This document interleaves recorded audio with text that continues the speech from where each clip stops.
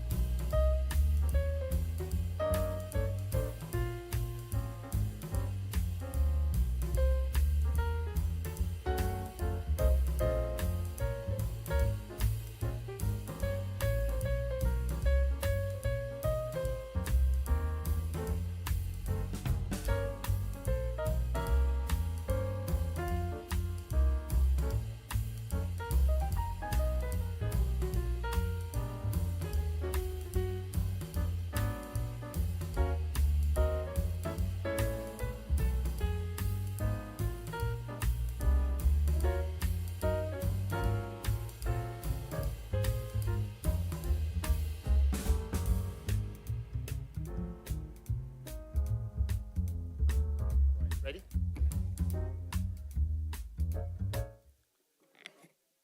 Good evening, ladies and gentlemen. Ladies and gentlemen, good evening. Welcome to the April 8th Millbrae City Council meeting. I'd like to call this meeting to order at 7:18 p.m. We had a little bit of a delay this evening because we had a closed session, ran a little long, but thank you for patience from everyone in the chamber. City Clerk, would you please do a roll call?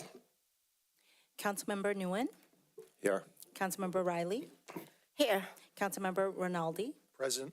Vice Mayor Holliber, Present. Mayor Fung. Here. All members of City Council are present. Thank you, and please stand for the Pledge of Allegiance if you're able.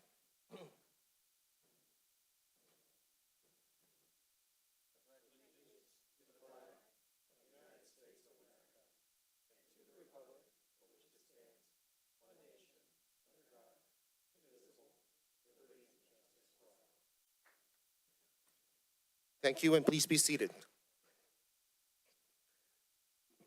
So Just wanted to start today the ceremonial presentation and proclaiming the April 24th, 2025 as Armenian Remembrance Day. And then we also have Grace Adonian from the principal of the Armenian school. I'm just having a hard time pronouncing those names. But thank you for joining us. You can take the podium at any time. And Mr. Vice Mayor, if you can. Thank you. Whereas on April 24th, 1915, Ottoman authorities arrested Armenian intellectuals and community leaders in Constantinople. And on April 24th, Armenian Remembrance Day, we solemnly commemorate the Armenian genocide, a dark chapter in human history. 1.5 million Armenians were deported, massacred, or marched to their death in a campaign of extermination. Whereas we honor the memory of the victims and acknowledge the enduring pain and suffering endured by their descendants. And we stand in solidarity with the Armenian people in their quest for justice, recognition, and reconciliation, and support efforts toward healing and building the better, more peaceful world that we wish for our children. And after enduring a genocide, the Armenian people were determined to rebuild their community and culture. Armenian Americans worked to make our nation stronger and more dynamic. And whereas today, 110 years later, the American people continue to honor the memory of the victims of the Armenian genocide, to educate ourselves and others about this tragic event, and to work towards a world where such atrocities never happen again. Now, therefore, we, the members of the Millbrae City Council, do hereby proclaim April 24th, 2025 as Armenian Remembrance Day. Thank you, Mr. Vice Mayor, and Ms. Adonian. Yes. Dear members of the Millbrae City Council, on behalf of KZV Armenian School community, I would like to extend my deepest gratitude to you for issuing a proclamation declaring April 24, 2025 as Armenian Remembrance Day. As the principal of the only Armenian school in the Bay Area, this gesture of recognition holds profound meaning for our students, families, and staff. Your continued commitment to honoring the memory of the Armenian genocide reflects a powerful stand for truth, justice, and human rights. For many years, you have stood in solidarity with our community, and we are truly grateful. This acknowledgement is especially meaningful to me personally. My husband's grandparents, as well as my own, were survivors of the Armenian genocide. Your recognition of this history is not only a tribute to their resilience, but also a message to future generations that remembrance matters. Thank you once again for ongoing support and for helping to ensure that the memory of the 1.5 million Armenians lost is never forgotten. Thank you. Thank you for joining us and your beautiful remarks. Would you please join us on the podium?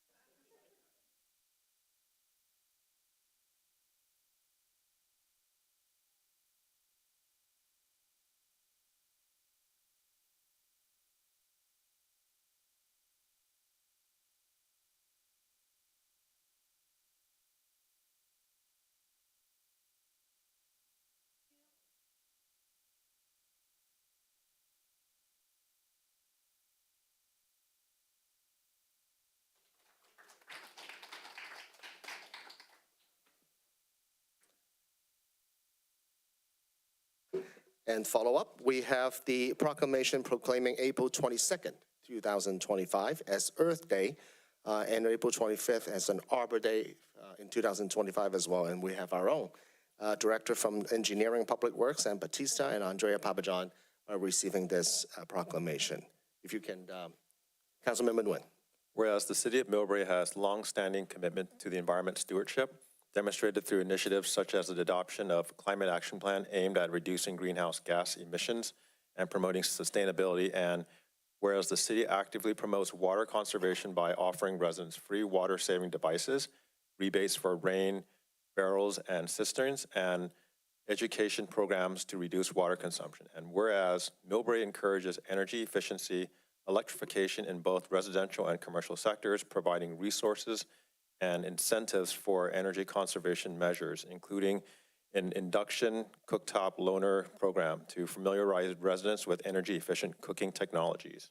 And whereas Millbrae advocates for sustainable landscape practices that enhance biodiversity, improve water efficiency, and maintain soil health, providing guidelines and resources to assist the residents in creating environmentally friendly gardens, and whereas the city recognizes the importance of sustainable business practices and has launched the Millbrae Green Business Initiative, offering certification and support to local businesses committed to environmental responsibility. And whereas Earth Day and Arbor Day inspire the community to take meaningful actions to reduce our ecological footprint, conserve natural resources, and promote environmental stewardship to our daily lives.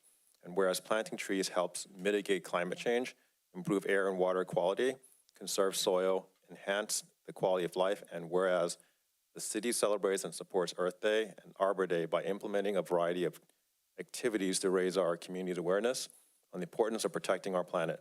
Now, therefore, the members of Millbrae City Council do hereby proclaim April 22nd, 2025 as Earth Day and April 25th, 2025 as Arbor Day. Thank you so much, Council Member. And at this time, Andrea Papajohn. Thank you. And thank you, Mayor Fung. And thank you to the City Council, to City Manager Williams, and to our Engineering and Public Works Director, Sam Bautista, for all your support of our environmental programs and events. We'd like to invite you to celebrate Earth and Arbor Day with the City of Millbrae. We're really excited this year to expand our Earth Day celebration in a 2-day event in partnership with some of our community organizations. And please join us on Saturday, April 26th. Oh yeah, could you put the screen up for us, please? The slide of the Earth Day events. So please join us on Saturday, April 26th at 9 a.m. for Millbrae's Earth Day and Arbor Day. So help us grow our urban forests. We'll be planting trees and cleaning up our parks. And then we will have a burritos for lunch. So all supplies will be provided as well as lunch for those who volunteer as a thank you for helping us clean up our city. And then the celebration will continue at the Eco Fest on Sunday, April 27th, 10 a.m., hosted at Outdoor Supply Hardware.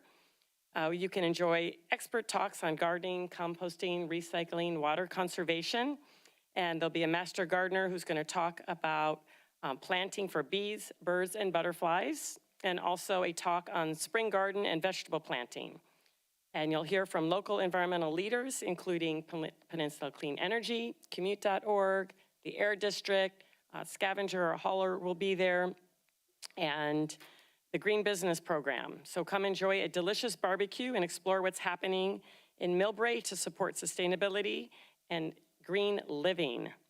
So we hope you'll join us. If you'd like to register, you can visit bit.ly/Millbrae Earth Days, or use the QR code at the top right of this slide.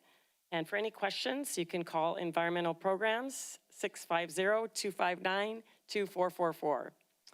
Thank you again for the proclamation. Okay, Vice Mayor. Yeah, thank you for coming to accept that. And I believe there's another event that, coming up at the library that residents may be interested in as well. Yes, there is. There are some other environmental events. I just was highlighting kind of the Earth and Arbor Day one, so I didn't mean to leave that one out. But that is a fruit tree giveaway event, and that is on Saturday, May 3rd. And I'm going to look, is that the May 10th, pardon me. Saturday, May 10th, we're partnering with the library, and so we would invite everyone to come and learn about trees, planting trees, and they're giving away fruit trees for you to have in your home. So everyone is invited. Thank you for mentioning that. All right. Anyone else from the council? Would you please join us at the podium? Thank you.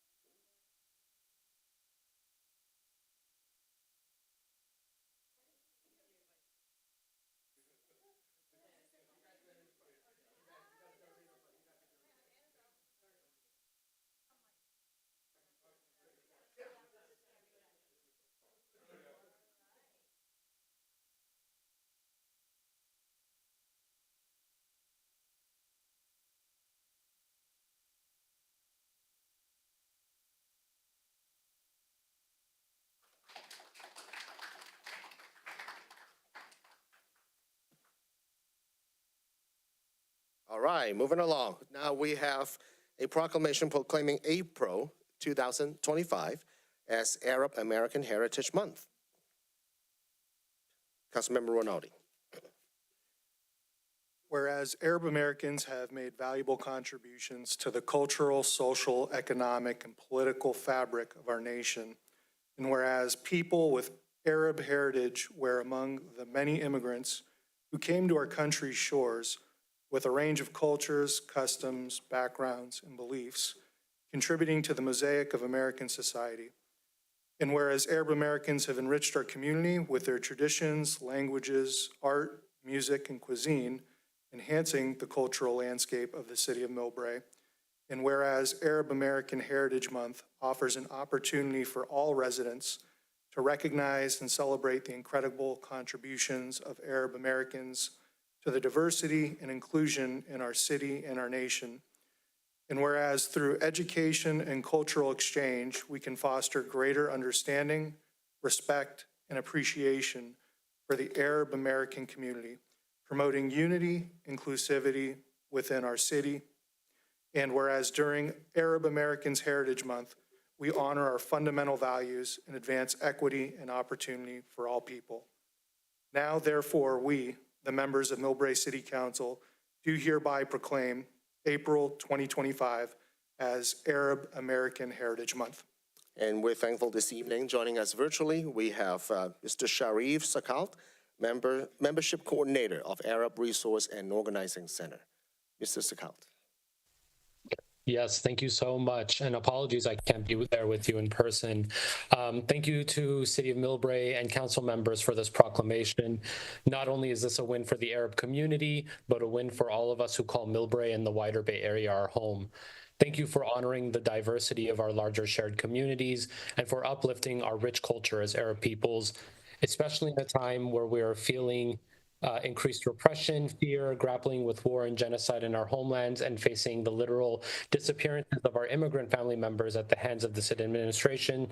We hope that this proclamation provides one small step in combating the increased anti-Arab racism, Islamophobia, anti-immigrant sentiment, and xenophobia in this moment. And we understand that our communities are inextricably linked and that we are not safe unless we are all safe, and that together we can celebrate each other, build unity, and overcome any barriers or obstacles. Shukran. Thank you, City of Millbrae and council members. Thank you for joining us this evening, Mr. Sakalt. All right. Thank you very much. And so that takes us to the next item, agenda, which is the agenda overview and staff briefing. And I just wanted to make aware of the public that I intend to pull item number 11 from the consent calendar so that we have an opportunity to discuss this item. And as I know, many of you have turned in a speaker slip to speak on this item. So there'll be an opportunity for a greater discussion this evening. So without further delay, City Manager Tom Williams, would you please take us to a bit of a city update, please? Yes, thank you, Mayor. Good evening to you, members of the City Council. Tom Williams, City Manager. So quick update, a lot of interest with what's happening at the intersection of Rollins Road and Millbrae Avenue. So Icon Therapeutics, Millbrae's very first corporate headquarters. They're a biotech company specializing in live cell research and engineering for drug discovery. We have issued their certificate of occupancy, and they're currently in the process of moving in the first 400, 500 people into the office building. The building is at the southwest intersection of Rollins Road and Millbrae Avenue. It is 6 stories and will occupy their corporate office as well as research and development. There's also a subterranean basement that houses all of their MEP and some of their lab work. MEP is mechanical, electric, and plumbing within that building. This is the first phase of a 3-building build-out that was approved by the City Council. So the next 2 buildings will be based on market demand and absorption within that particular life science marketplace. Also, just a quick note, and there's going to be more to come on this. California state law, known as Assembly Bill 413, known as the daylighting law, is a statewide law that makes intersections more visible to pedestrians, motorists, and bicyclists. And the state law now makes it illegal to park within 20 feet of an intersection, whether that's marked or unmarked. So we will be providing more information. We will be providing at a future council meeting our local implementation of the policy, so people are aware, and enforcement by our sheriff deputies. So just wanted to just provide that public notice that parking within 20 feet of any intersection, whether it's marked or unmarked, is now illegal throughout the state of California. Also, with all of the new administration at the federal level, you may have received, and I know our vice mayor is liaison to the library. I reached out to Library Director Anne-Marie Despain, and she provided us with an update on the recent executive order at the federal level that eliminates the Institute of Museum and Library Services, IMLS. They're the federal agency that is responsible for distributing library and museum funding nationwide. We can assure you through working with her, and I know the vice mayor may report on this during council comments at the end of the agenda, the budget remains solid for the library. It's largely unaffected, and we do not really rely on federal funding for the Millbrae Library, so we anticipate that there aren't going to be any issues or disruption in service. At present, the library does have one IMLS-funded initiative that's underway. It is called the Nature and Climate Justice Bilingual Programming. That's in partnership with an organization called Canopy. It's a local urban forestry nonprofit organization. This year-long program has already been awarded funding, and so it's expected to proceed, again, without any disruption. The broader implications of the executive order on California and other states are still unclear for this coming fiscal year and future fiscal years, but in terms of Millbrae Library and the library system that we're part of the Joint Powers Authority remains solid. So wanted the public to know no planned disruption in service or closure.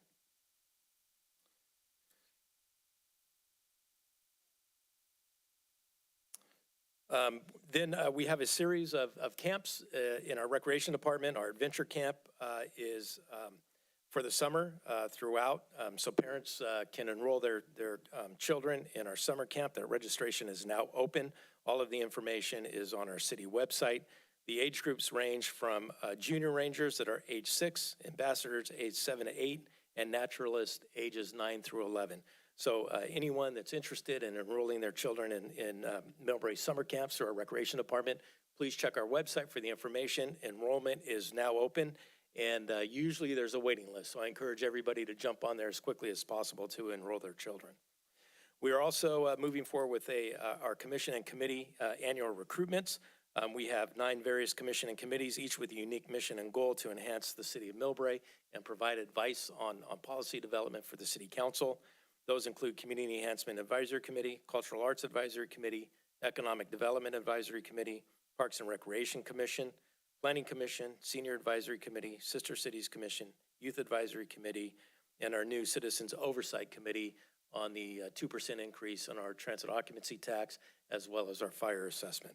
So more information, please log on to our website, and the applications are available via our website, or you can always contact our city clerk's office for additional information and assistance. So upcoming community events, Friday, April 11th is our Millbrae Goes to the Movies, starting at 6:30 p.m. The movie is featuring Despicable Me. If you haven't seen it, it's well worth watching. Very good. So bring your family, friends, and your chairs and sidekicks for a fun evening of Millbrae Goes to the Movies. And then also, lastly, we have a local density bonus ordinance session coming up Wednesday, April 16th. This is from 10 a.m. to 11, 1 hour. It's a Zoom session for people's convenience. We also know that people work, they may be busy, so we will have another session to be determined in the evening for convenience. But our first one coming up Wednesday, April 16th, that's a week from tomorrow, 10 to 11 a.m. Again, you can just check the city's website for the information. And Mr. Mayor, that concludes a very brief update on what is happening. Thank you very much. Can I also get a report out from the April 8th closed session, please? City Attorney. Thank you, Mr. Mayor. There's no reportable action. All right, thank you very much. That concludes the agenda overview for this evening and a staff briefing. Moving on to the approval of minutes, we have the special meeting minutes of March 20th, 2025, and also a regular meeting minutes on March 25th, 2025. Any council comments or discussions on any of those two items? Otherwise, I'll entertain a motion. All right, your votes, please.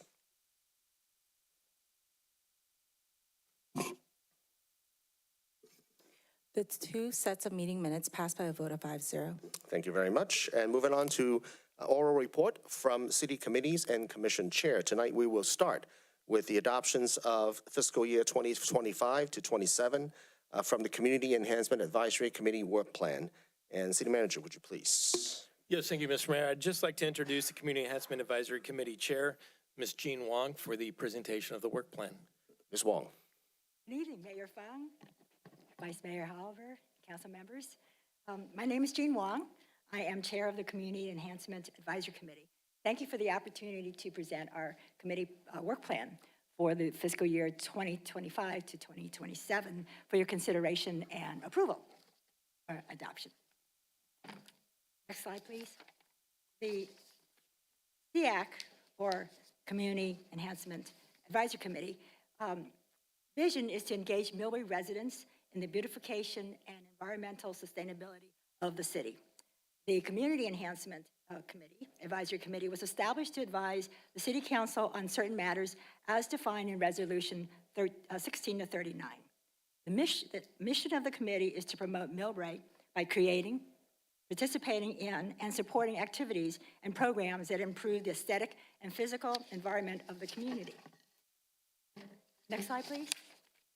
The CEAC is fully staffed with 9 members and 1 alternate. We have at least 1 member representing each of the 5 Millbrae districts. And we are very fortunate to have CEAC member Ali Parikh representing our youth committee. She is a graduating senior at Mills, and sadly, she'll be leaving us in the fall to attend the University of Pacific.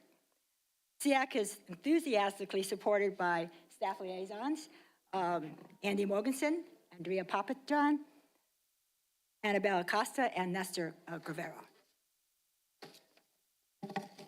So before we get started on the work plan, I'd like to take a brief minute to review the highlights from 2024.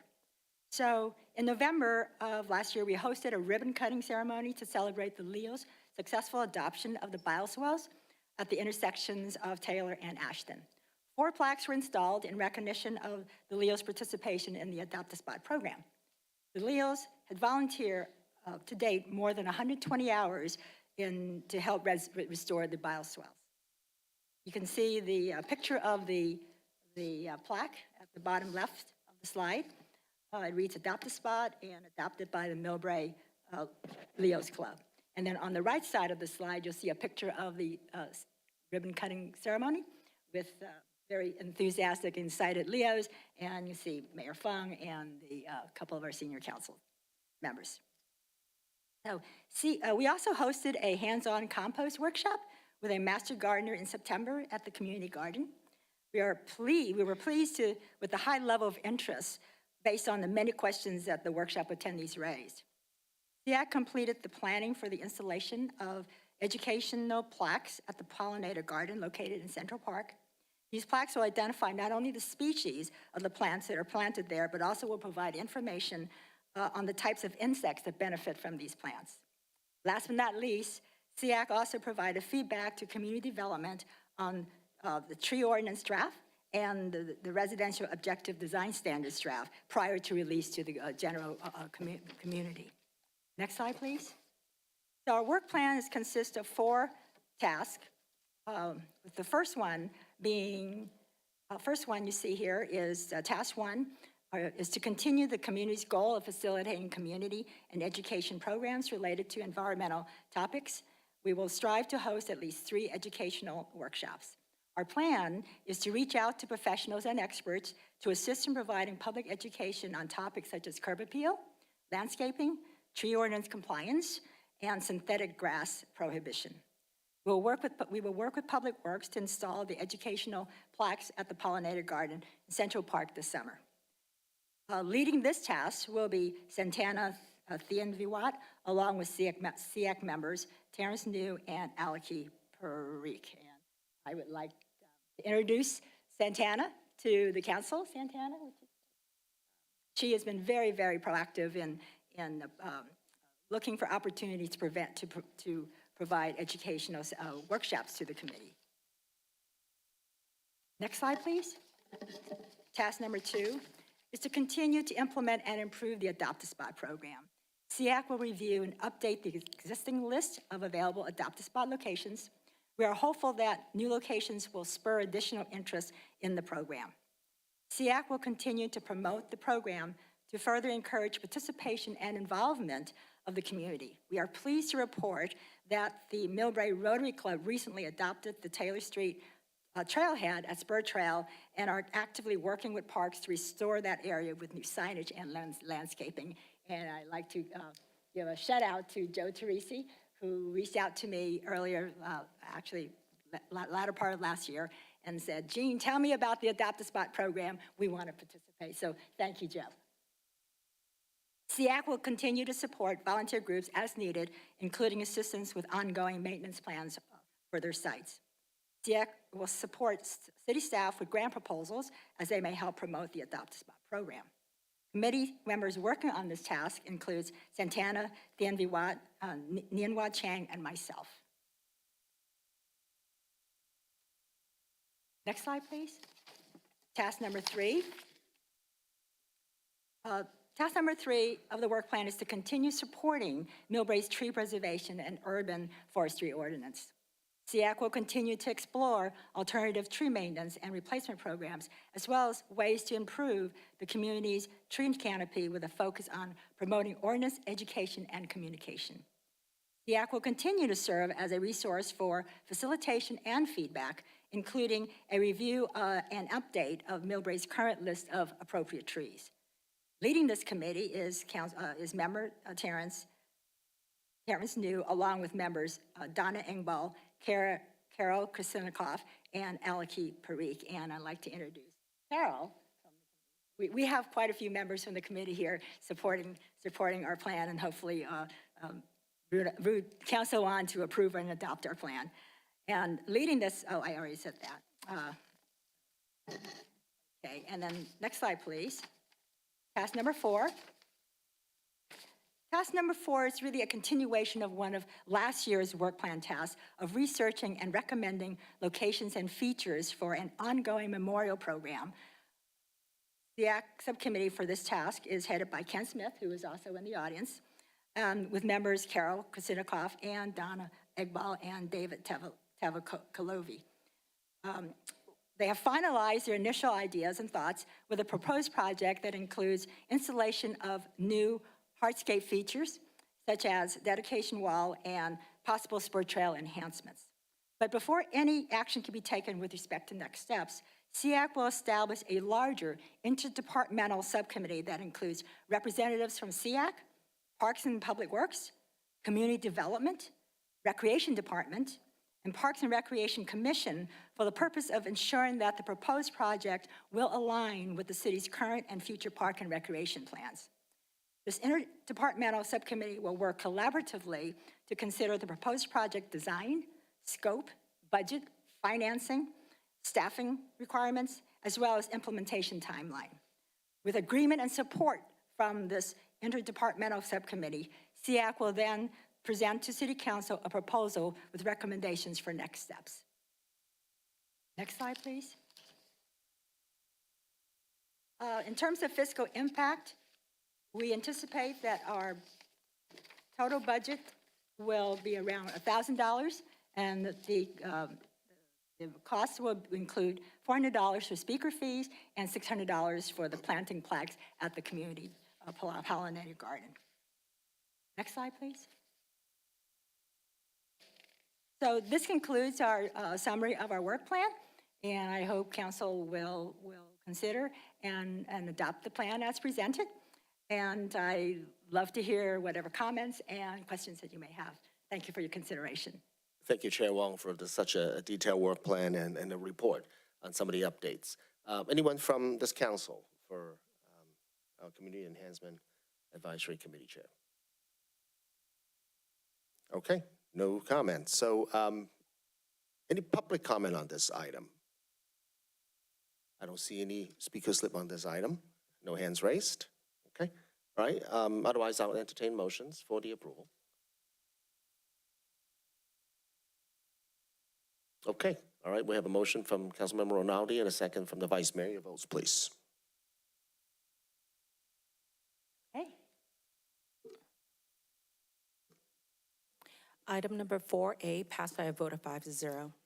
Thank you so much, Council. Really appreciate your support, and we look forward to a very exciting next 2 years. Thank you very Thank much, you. Chair, and Thank you. look forward to seeing you more of it.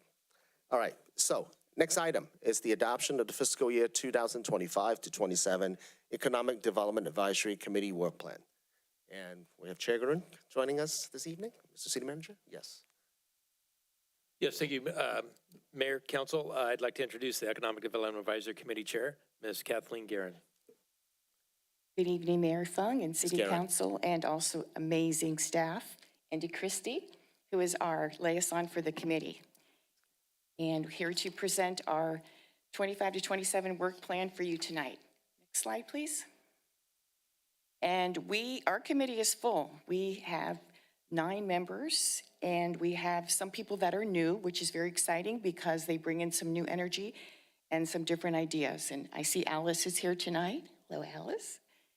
And Freeman Peng is our vice chair. Alice on the committee, Joshua Mindell, Karen Chin, Margaret Ng, Ming Fang Gao, Oliver McElhone, Vern Bruce, and Sunny Ah Ewing is on our committee.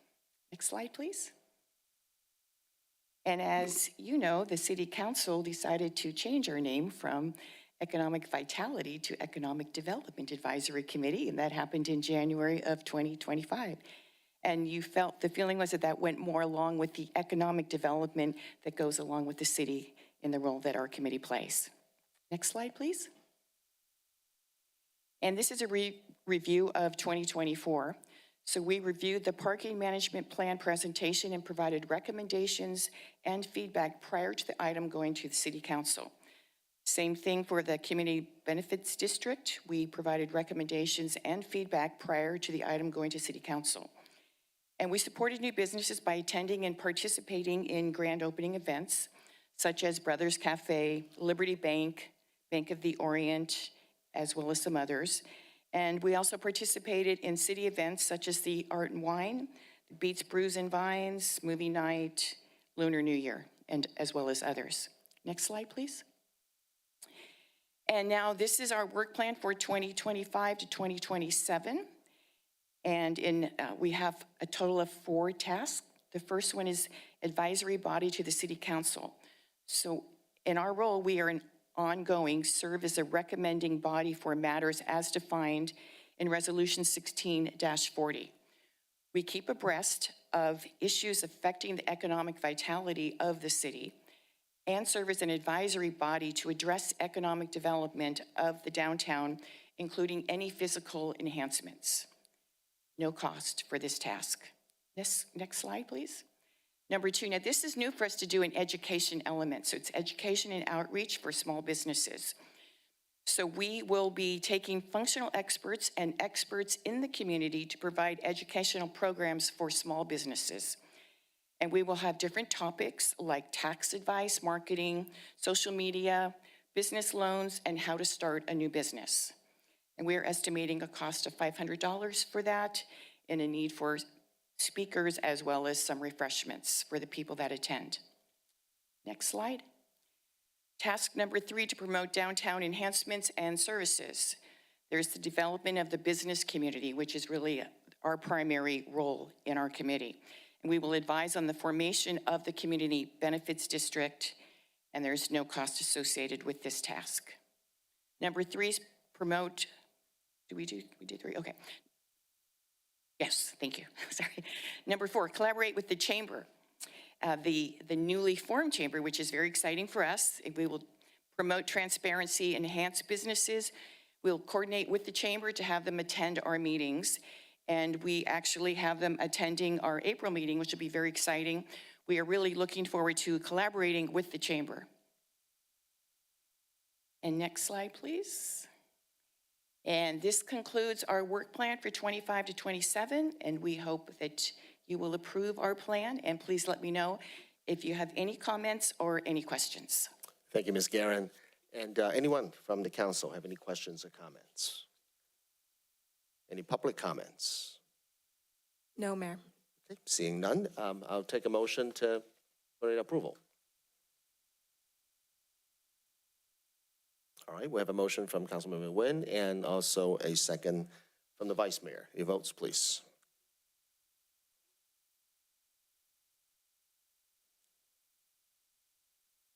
Thank you for your approval. Item number 4B passed by a vote of 5-0. Thank you very much, Ms. Guerin, and we look forward to working with your group in the next 2 years. All right, next up, we have the adoptions of fiscal year 2025 to 27 on the Cultural Art Advisory Committee Work Plan. Mr. Mayor, as he's making his way to the podium, I would like to introduce the Cultural Arts Advisory Committee Chair, Mr. John Hipley. Mr. Hipley. Right. And fellow Lion, we are the Millbrae Cultural Arts Advisory Committee. Mr. Hipley, And, we'd like to get you on the microphone so that the audience and on the virtual can also oh, hear the from you as virtual, well. yes. Got to There we keep go. in touch with the virtual. Okay. Thank you. All righty. So we've had some tough times. I noticed that you don't have any questions or very little feedback for the other committees. And I think this one might give you a chance to ask a few questions. So I am the chair of the committee. And as you can see, next slide, please. The vice chair is Jessica Cecina. And let me tell you, Jessica is fantastic. She is really pulling together the Millbrae Art Show, which is going to be coming up on May the 10th. And she has brought in many vendors and artwork displays, et cetera. So I'm really looking forward to that event on May 10th. Also on our committee is Nicole Germain, and she is a very busy lady. She is a head librarian in San Francisco, as well as just being elected to the City Workers Union as the vice president. And so she tries to show up when she can, and she makes a really good effort. In terms of the vacancies that you see here, it's a little embarrassing when other committees come up here and they say, oh, we have 9 members, we have 7 members. We have 3 active members, and it's a little tough to get things done. If I can go back and talk about why there are so many vacancies, people move out of the city. Amy Lohr, who was the chair of the committee, decided to move to San Francisco, and she's no longer with us, and she was a dynamo, let me tell you that. And other people who worked with our committee, they'd had disagreements in terms of what our agenda was, et cetera, and so they decided to move on. So we've had people who have just said, nah, this isn't really my cup of tea, and they left the committee. So we are actively looking for new members, and we would really appreciate any help in terms of bringing folks on board. Next slide, please. All right, I mentioned the Millbrae Art and Crafts Show in terms of the review. Our last Millbrae Arts and Crafts Show was May 17th and 18th of last year, 2024. The community members attended it. It wasn't the ceremony we were hoping for in terms of the number of submissions. I was particularly perturbed that the school district did not really encourage their students to submit artwork. And so we had maybe 3 or 4 submissions from K-5 and the middle school and Mills High School. It was just like a wash. So that basically demoralizes team members. And we did have excellent vendor participation, and they helped out tremendously in terms of getting people in there. But on the whole, it wasn't the event that we really were hoping for. The Juneteenth celebration, this Juneteenth, if we go back in history, was developed by ex-Councilman Maurice Goodman, and it was very successful in 2023 and 2024. We had many vendors, musicians, et cetera, who were really helpful in terms of bringing in a crowd. And this year we're going to be working with the city of San Bruno collaboratively and making the event even more interactive and hopefully better attended. Next slide, please. Looking at the work plan and goals, we serve as the City Council's recommending body as defined in the resolution. And advisory. Advisory is an interesting term because I was discussing it with ex-Millbrae Mayor Wayne Lee, fellow Lion, and he says, we were going in, the first event or the first issue that I had to deal with, along with Amy Lohr, is that we had a donation from Skyline College, and they had this federal grant, and they wanted a mural in downtown Seattle, downtown Millbrae. And so we went around, we tried to work with the chamber, very little help from the chamber, and in fact, Ann Snyder went door to door, she went to Starbucks, et cetera, and very little help in terms of, oh, well, we have to talk to so-and-so, et cetera. And so I was talking to Wayne Lee, about what are we gonna do? And he said, John, you're trying to do too much. He said, you are an advisory committee. He said, you're trying to go out there and make this thing happen on your own, and it's not gonna happen. You need the support of the community. And so if I had to say one thing, it's like, I think we need more city support. We need more unification in the city of Millbrae. We need an overall, like, how can we help one another? How can other committees work collaboratively to make it even a better place to live here in Millbrae? And so I hope that it will evolve into such an atmosphere here in the city of Millbrae. The Arts and Crafts Show, as I mentioned, is May 10th, and we have it projected in 2026 for May 9th. We have, for the 2025 show, we have over 55 submissions, artwork so far. We have over 15 vendors, and we're working with musical groups and others to make it a really extensive show. It's going to be on Saturday. It's going to be all day Saturday, and we hopefully it's a beautiful day, and we'll have lots of attendees for the art show. Dia de los Muertos celebration. There was no Dia de los Muertos celebration because there was basically a miscommunication between the communications director and our group. They didn't accept the artwork that was created by an excellent artist, and she ran into some difficulties. She was going to have lowriders, she was going to have a mariachi band, what have you, and then the whole thing just kind of collapsed. So we're hoping to do it better in 2025 and 2026, and we shall see. But Cecilia's presence is Cecilia Perez. She actually she works for the San Francisco Giants in terms of creating artwork for them. So it was a great poster, but just never quite made it. All right, next slide, please. The Legacy Tile Project, I mentioned the participation of Nicole. And so her father was the mayor of Seaside, and they have the seawall down there, and they have these tiles that were submitted by the citizens. And it was very, very successful. It was a great fundraiser. What Nicole wants to do here is to do the same thing. There is a retaining wall near the children's playground, near the rec center. And we're working with All Fired Up in Burlingame And they said that they are going to really help us as much as they can as far as people coming in, designing and firing their tiles. And then the City of Millbrae Engineering Department will actually place them on the retaining wall.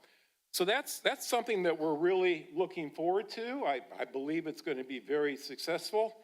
And also, it's revenue neutral as far as we're not asking the city for any money for it. The donations to the people that fire the tiles and design them, that will take care of the cost. The Juneteenth celebration, as I mentioned earlier, that's collaboratively working with the city of San Bruno. And so it's a shared community experience, and we're hoping for success from that. It will be held in San Bruno. And so we will, I know that the Millbrae Lions will probably be there to cook along with the San Bruno Lions, and it should be quite the event. Next slide, please. So thank you for letting me vent a little bit in terms of my explanation as to why we only have 3 members on the committee. And so I'm asking the City Council to approve the work plan for fiscal 2025 through 2027. And thank you for the time. Thank you, Mr. Hipley. And I understand how challenging it is oftentimes. You know, working in the public realm, it's about bringing people together. It's about, working in collaboration with the community, as you said, quite delicately a moment ago. But, obviously, we have a very engaging community, and, we always look forward to working with one another. So anyone on the council have any comment at all? Mr. Vice Mayor? Yeah, thank you for that spirited presentation. Yeah, and it's quite a work plan for a committee with 3 members. That's very audacious, ambitious. So I think it's really, onus upon all of us to try to think of potential people that we can invite, recruit to try to join. It's very difficult to make quorum, even be able to schedule the meetings. I'm the liaison, and I've gotten several notifications, meeting scheduled, meeting canceled. So I think if any of us can think of people who may be interested and encourage them to apply, it would be great if we could fill up this committee. I know we also have several, maybe not several, but at least a few kind of private art schools on Broadway, and another, I think also on El Camino as well in Millbrae. So it may be worth reaching out to them to see if they have potential contacts in the community, both for membership and also maybe for, for a future art show to recruit submissions as well. But thank you. I appreciate all of the work that you've done and wish you success, and hopefully can find you a couple more members to join. Okay, well, thank you, Councilman Holliver. I appreciate that. Collaboration was a term that I used quite often in the presentation, and Jean Wong, who is the chair of the Enhancement Committee, we've talked about collaborative efforts that perhaps we could get 2 committees together and work on it. And so I think there's potential here, but it means people getting together and dropping some of the ceremonial boundaries and saying, let's work as a team. And if that happens, it's all worthwhile. All right. Thank you, Mr. Hipley.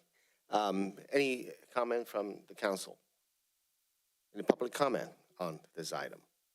There are no public comments on this item. Okay. Otherwise, I would, entertain a motion to approve Mr. Hipley's work plan. All right. Your votes, please.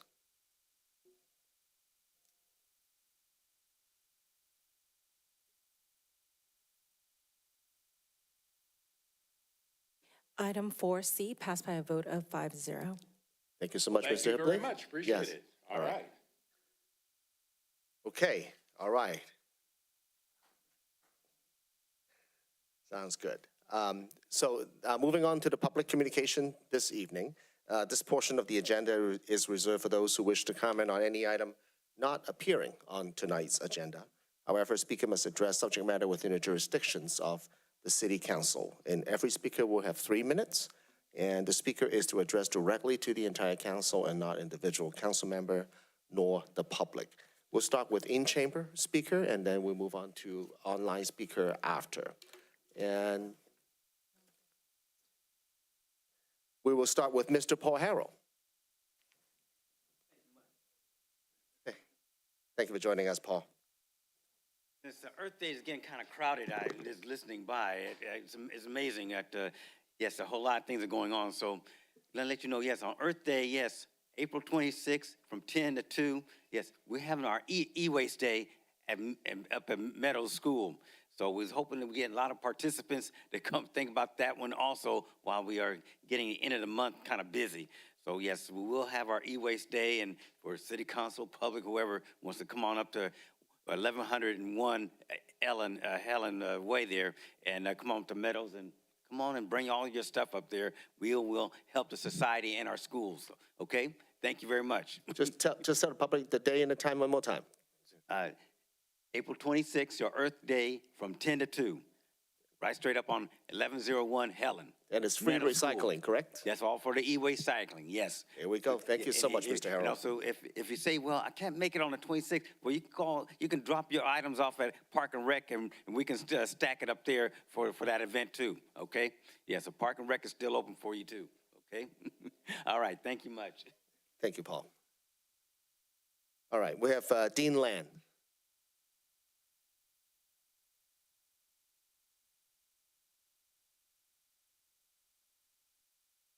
Thank you. Mayor Fung, honorable members of the council, my name is Dean Lan. I'm here to request the city council to please resume the Social Equity Committee. I moved to Millbrae a decade ago after retiring from public service and had the pleasure of working with the governor and the Sacramento mayor and Sacramento City Council on equity issues. I note that the City of Millbrae's mission statement includes, quote, enhancing the quality of our shared community, providing great services, encouraging community engagement, fostering growth, and embracing cultural diversity in a safe environment, end quote. In December 2023, the City Council created the Social Equity Committee to guide Millbrae's social equity strategic plan. The Council's objective was to, quote, create a forward-thinking initiative to develop a shared vision and a practical strategy for fostering a more just, equitable, sustainable, and inclusive Millbrae, end quote. The primary objective was to close the social equity gaps and develop a social equity plan for council adoption. I had the honor of being one of the 15 committee members selected. During last spring, the committee had a positive impact by identifying community resources and developing a robust work plan. But since June, the committee has been on hiatus. I have a couple questions. Number one, how can the City Council ensure that all residents feel included and valued in our community without the Social Equity Committee? Number two, what steps will the City Council take to address social inequity and promote diversity if the committee is not reinstated? Number three, how can the City Council enhance community engagement in participation without the Social Equity Committee? And lastly, how will the City Council strengthen community relations and foster a sense of belonging without the committee's efforts? These questions underscore the need for a Social Equity Committee, and I encourage the Millbrae City Council to reinstate it so it can take action to address social inequities. Thank you very much. Thank you so much. Thank you, Mr. Land. Before we take the next speaker, City Clerk, it's my understanding that somebody's laptop here just lost their power charger. So if you can get IT on there while we continue with this public speakers. Next speaker is Lou Sandrini.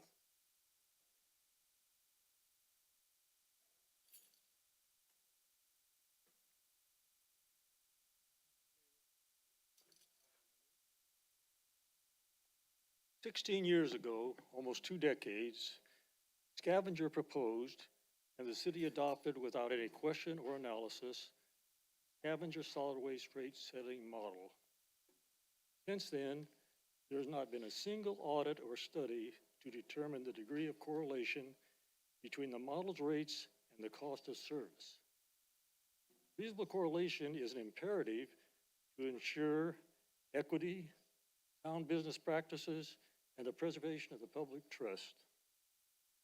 Before you make any future changes in the garbage rates, an audit of the model and the rates should be commissioned by the council. I have a point paper with the city clerk on that matter. I ask you, Mayor Fung, to agendize the council meeting before any rate changes to address this matter and definitively decide to do or not do an audit. Will you commit to doing this?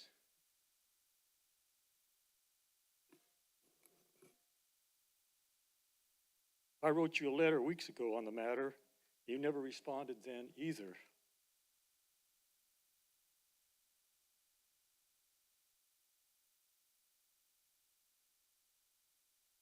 I assume you consider yourself a good businessman. Know what professional businessman would wait 16 years, over a period of 16 years, not commission some kind of audit of its business? I don't know any businessman who's succeeding to do that. I mean, it's dumb.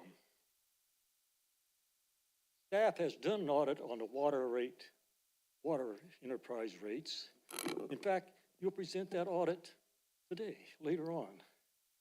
What's the difference between garbage rates, sewer rates, and water rates? We hold our staff, our cities accountable. Maybe you can tell me in your response, I hope to get one this time, somehow, whether you will or will not commit to agendize a meeting. And what is the difference between a water or sewer enterprise by the city, a business we contract out, such that you won't do audits for 16 years? How can you explain that? Can you try to explain it tonight, or you won't, I guess?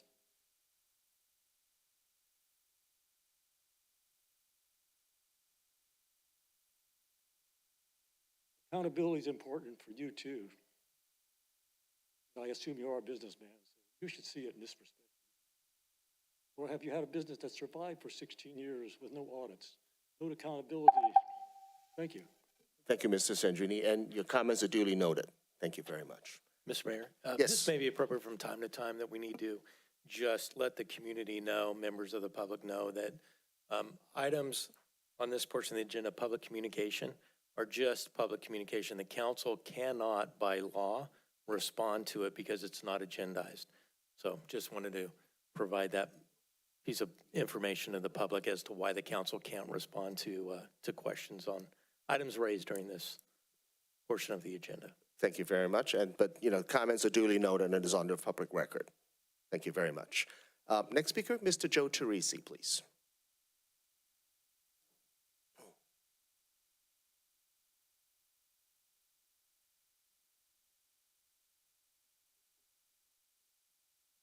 Hi, good evening, members of the City Council. My name is Joe Teresi. I live on Bluebell Court in Millbrae, and I'm here once again to advocate for you to please reconsider reconvening the Social Equity Committee.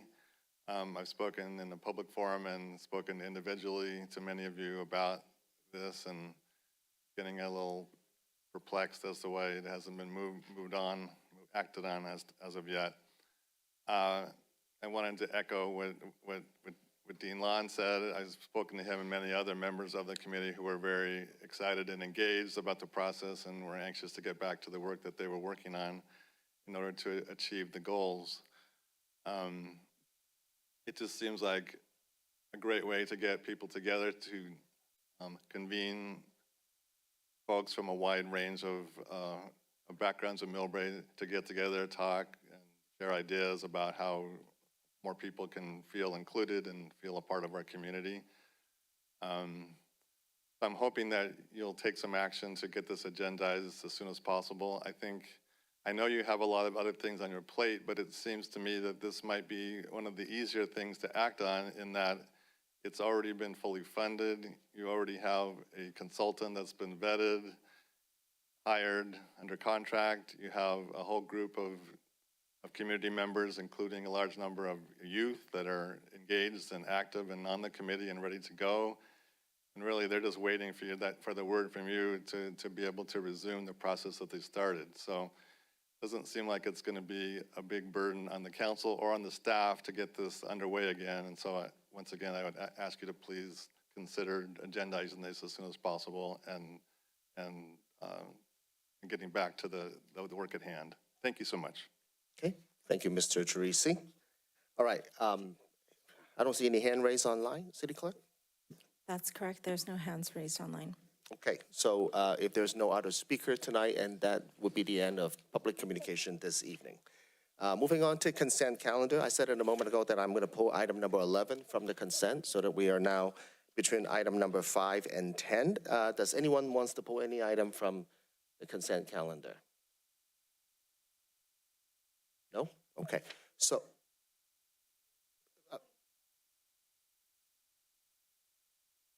we'll get to that item after this consent, and we'll bring back the item number 11, and then you can make comment then. All right, thank you. So, City Clerk, would you please read between 5 to number 10? Certainly. On the consent calendar, number 5, approved by motion the quarterly investment schedule for the second quarter of fiscal year 2024 to 2025, action. Item number 6, approved by motion a request from the Centro Chileno Lautaro for the use of David J. Chakudi Community Room parking spaces in City Hall parking lot and fee waivers for the Centro San Lilian Lautaro Spring Celebration on June 1st, 2025, action. Item number 7, waive the second reading and adopt an ordinance of the City of Millbrae rescinding Chapter 4.50 of Title 4 of the Millbrae Municipal Code relating to bicycles and replacing it with Chapter 4.50 relating to regulated mobility devices, action. Item number 8, adoption of a resolution accepting Marina Vista Park renovation project as complete and authorizing the filing of a notice of completion with the San Mateo County Recorder's Office, action. Item number 9, adoption of a resolution authorizing the city manager or designee to execute a professional services agreement with VNA Consulting Engineers for the Water Pollution Control Plant Aeration Basin and Secondary Clarifiers Condition Assessment Project in the amount of $130,673, and authorizing the city manager or designee to execute all contract change orders up to the 15% project contingency of $19,601 for the total amount not to exceed $150,274, action. Item number 10, adoption of a resolution authorizing the city manager to execute professional service agreements with 4 on-call specialized planning consulting firms in a total amount not to exceed $500,000 annually per firm for a 3-year base term with the option to exercise 2 one-year options to extend each agreement, action. Any comment from item number 5 to 10? Seeing none, would you like to take a motion?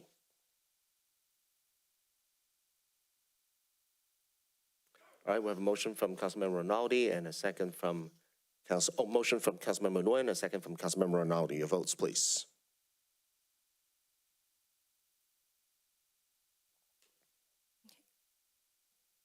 Consent calendar from item number 5 to number 10 passed by a vote of 5-0. Thank you very much. And item number 11 is for the adoption of a resolution authorizing the city manager to sign the petition on behalf of City of Millbrae as the owner of a certain parcel and real estate that would be subject to assessment in support of the initiations of balloting for the formation of a proposed Millbrae Downtown and El Camino Real Community Benefit District, also called the CBD. For this item here, the past couple of weeks, I've had the opportunity to meet with many members of our community, some property owners within the CBD districts. And, also lately, it's been dominating the news a bit, that there are some new federal policies on the trade policies and the tariffs that it's coming out seemingly on a daily basis. And the financial market as a whole, here in the U.S. and internationally, reacted substantially negatively. And in the past 4 days alone, I think the S&P 500 has lost over 12% of the market values. So, and then we also see these, turmoil throughout the international financial markets as well. So I think, these developments, we need to take everything into the account, and these developments will continue to have a significant impact on our on the macro economy, also internationally. Although the impacts of some of these policies throughout, has so far been unknown to our city specifically in the microeconomy that we have. But what we do know is that, Millbrae tends to pick up a lot of business activity from the activities at the SFO, and SFO is heavily dependent on a vibrant Pacific Rim trade and a traveling pattern. And the federal government just enacted a 104% tariff with China. I think it's going to come online in about 35 minutes. East Coast 1201. It's when they're going to impose a 104% tariff. 34% from Taiwan, 24% from Japan, 46% from Vietnam, 25% from Korea, 36% from Thailand, 32% from Indonesia, so on and so forth. I mean, you got the picture. So, the extent of these federal trade policies with regard to the Pacific Rim trade moving forward, there's going to be a very heavy impact to that. And the extent of these policies, how it affects our the macro economy, is relatively unknown at this time, how long it will last. And certainly, how it will affect our local economy as it continues to precipitate into our local economy, with also the international trade being affected. So, economic development is a very high priority for this council. We've discussed this many times. And we must do so in a way that brings success to all of our residents, to our property owners, as well as our business owner. I remain committed to this initiative because CBD, as we discussed it from many years ago, is one of the tools within our toolbox to ensure that we have a vibrant downtown, to revitalize our downtown, and to boost up our economic vitality within our financial district. So this is an important initiative, but I also believe that as we move forward to implement some of these things, there is a time and a place for all these important initiatives to take place in order for them to be effective and to ensure long-term success of our city.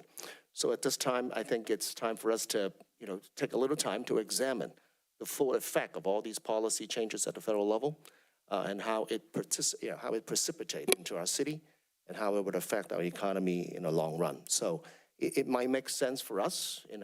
In fact, I will make a motion to continue this item as we need a little bit more time to examine some of those changes that is happening at the highest level of our government, so that we can, as we move forward, to ensure that these policies can benefit the city as a whole in the long run. But I'd like to also, at this moment, take some comments from the council, and then we'll take some public comment. And then as we return, I'd like to make a motion to continue this item. Any council member would like to make a comment? Councilmember Nguyen. Comment and question, actually. What wasn't clear to me going through the report was my understanding is that we have the voting's based on the parcels, correct? Like 50% of it is based on parcel assessment for the voting? Yeah, there's a combination. There are several factors. So size of the parcel, size of the building, and lot frontage. And that's weighted within the vote. But I need to be clear, this is not the vote. This is just the petition to be signed by property owners that if we receive 30% or more, then we will move to a vote. So this is just the signing of the petition. And the reason why it's on the agenda is the city's a property owner that will pay the assessment. So as the owners, I need authority from the city council to sign the petition. Okay, understood. But part of me, I guess, part of me approving that would be to understand like what the percentage breakdowns would be in terms of the voting structure, because it wasn't clear at least when I went through the report, about like I don't know, like there's like 609 owners, I believe, right? Property owners in this space. There are 600, right around, a little over 6, I think 609. Yeah, so of that 609, what's the breakdown of percentages, ownership, right? And then that will help me understand like who has the majority of the voting power within that setup. And that wasn't clear, so maybe I can get clarification on that. So I would refer you to the report from 2 weeks ago, and there's 609 APNs, parcel numbers, and each one of those has a different size and a different allocation based on square footage of the parcel, linear square footage, on the street, as well as building square footage. So I'd have to get back to the council. That question is very complex, and I'd have to go through each 609 parcels. It's in the report from 2 weeks ago. So to say, okay, such and such parcel that's 2,500 square feet on Broadway has, X amount of assessment per year, which is right around $300 per year. And their vote would be weighted, and then a parcel that say is 3 acres, and it has, perhaps 100,000 square foot building on it, they vote, their weighted vote would be more, Right. Because their assessment would be more.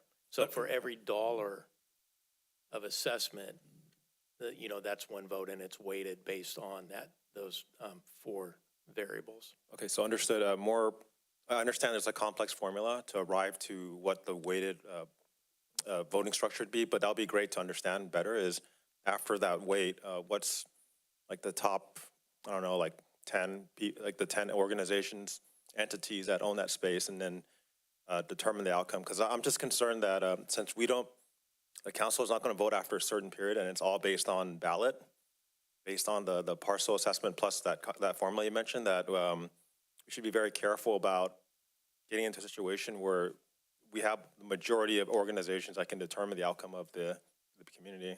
Yeah, I just couldn't speculate on that. It depends on who's going to vote, the amount of the vote. So that would just be a speculative guess. But that's not what's before the council tonight. What's before the council is just the authority to sign the petition. Then we would come back and then get the direction of the council on if you would want to vote yay or nay. Okay. So it's a 2-step process. But I mean, I guess, Mayor, if I may. Yes, City Manager. If I understand the direction this evening, and in light of what is now being phrased nationally and internationally, I think as tariff turmoil is the term, that based on that economic uncertainty, I would agree that it's probably prudent and responsible of the city council to continue it based on this economy, one of the worst 3 weeks that we've ever had in the history of our economy, and wait until we see where the economy stabilizes, if I hear your direction correctly. Yeah, so I appreciate, you sort of summarize it as a tariff turmoil, but I look at it not just only the tariff, but also what these policy changes and when they stabilizes these policies, because seemingly it's coming out every day differently, and it's rather, randomly, that how it affects the economy as a whole. And a lot of our property owners need to make plans, and businesses need to make plans, and a lot of the goods and services that they provide depend heavily on Asian imports. So a lot of these things will have a lot of effects on their bottom lines. And as we look at the CBD and this assessment, we want to make sure that as we enact and look at how to implement CBD, it needs to be a tool, it needs to be a solution to enhance our downtown businesses and make it more successful and bring about more vibrant and more, bring about more spending power into our downtown and making it a gathering place. And it does involve a certain amount of spending. So as we look at, having an assessment on this commercial district, we also need to make sure that, the economy is there to support these assessments. And in a time such as this where the economy is we can all benefit from a little certainty from the federal policies and how it affects our economy. I think it's only prudent that we take a little time to make sure these policies are stabilized and that we have a chance to evaluate how that affects our economy as a whole, and that's why I make the motion that I did. Anyone else on the council? Mr. Vice Mayor. Yeah, sorry, Mr. Mayor, just for clarification, are you recommending to postpone the city's vote on the petition or postponing the entire effort to create a community benefit district? Yeah, I think it's only prudent for us to look at, we also need to make sure that, this CBD votes will be successful as well.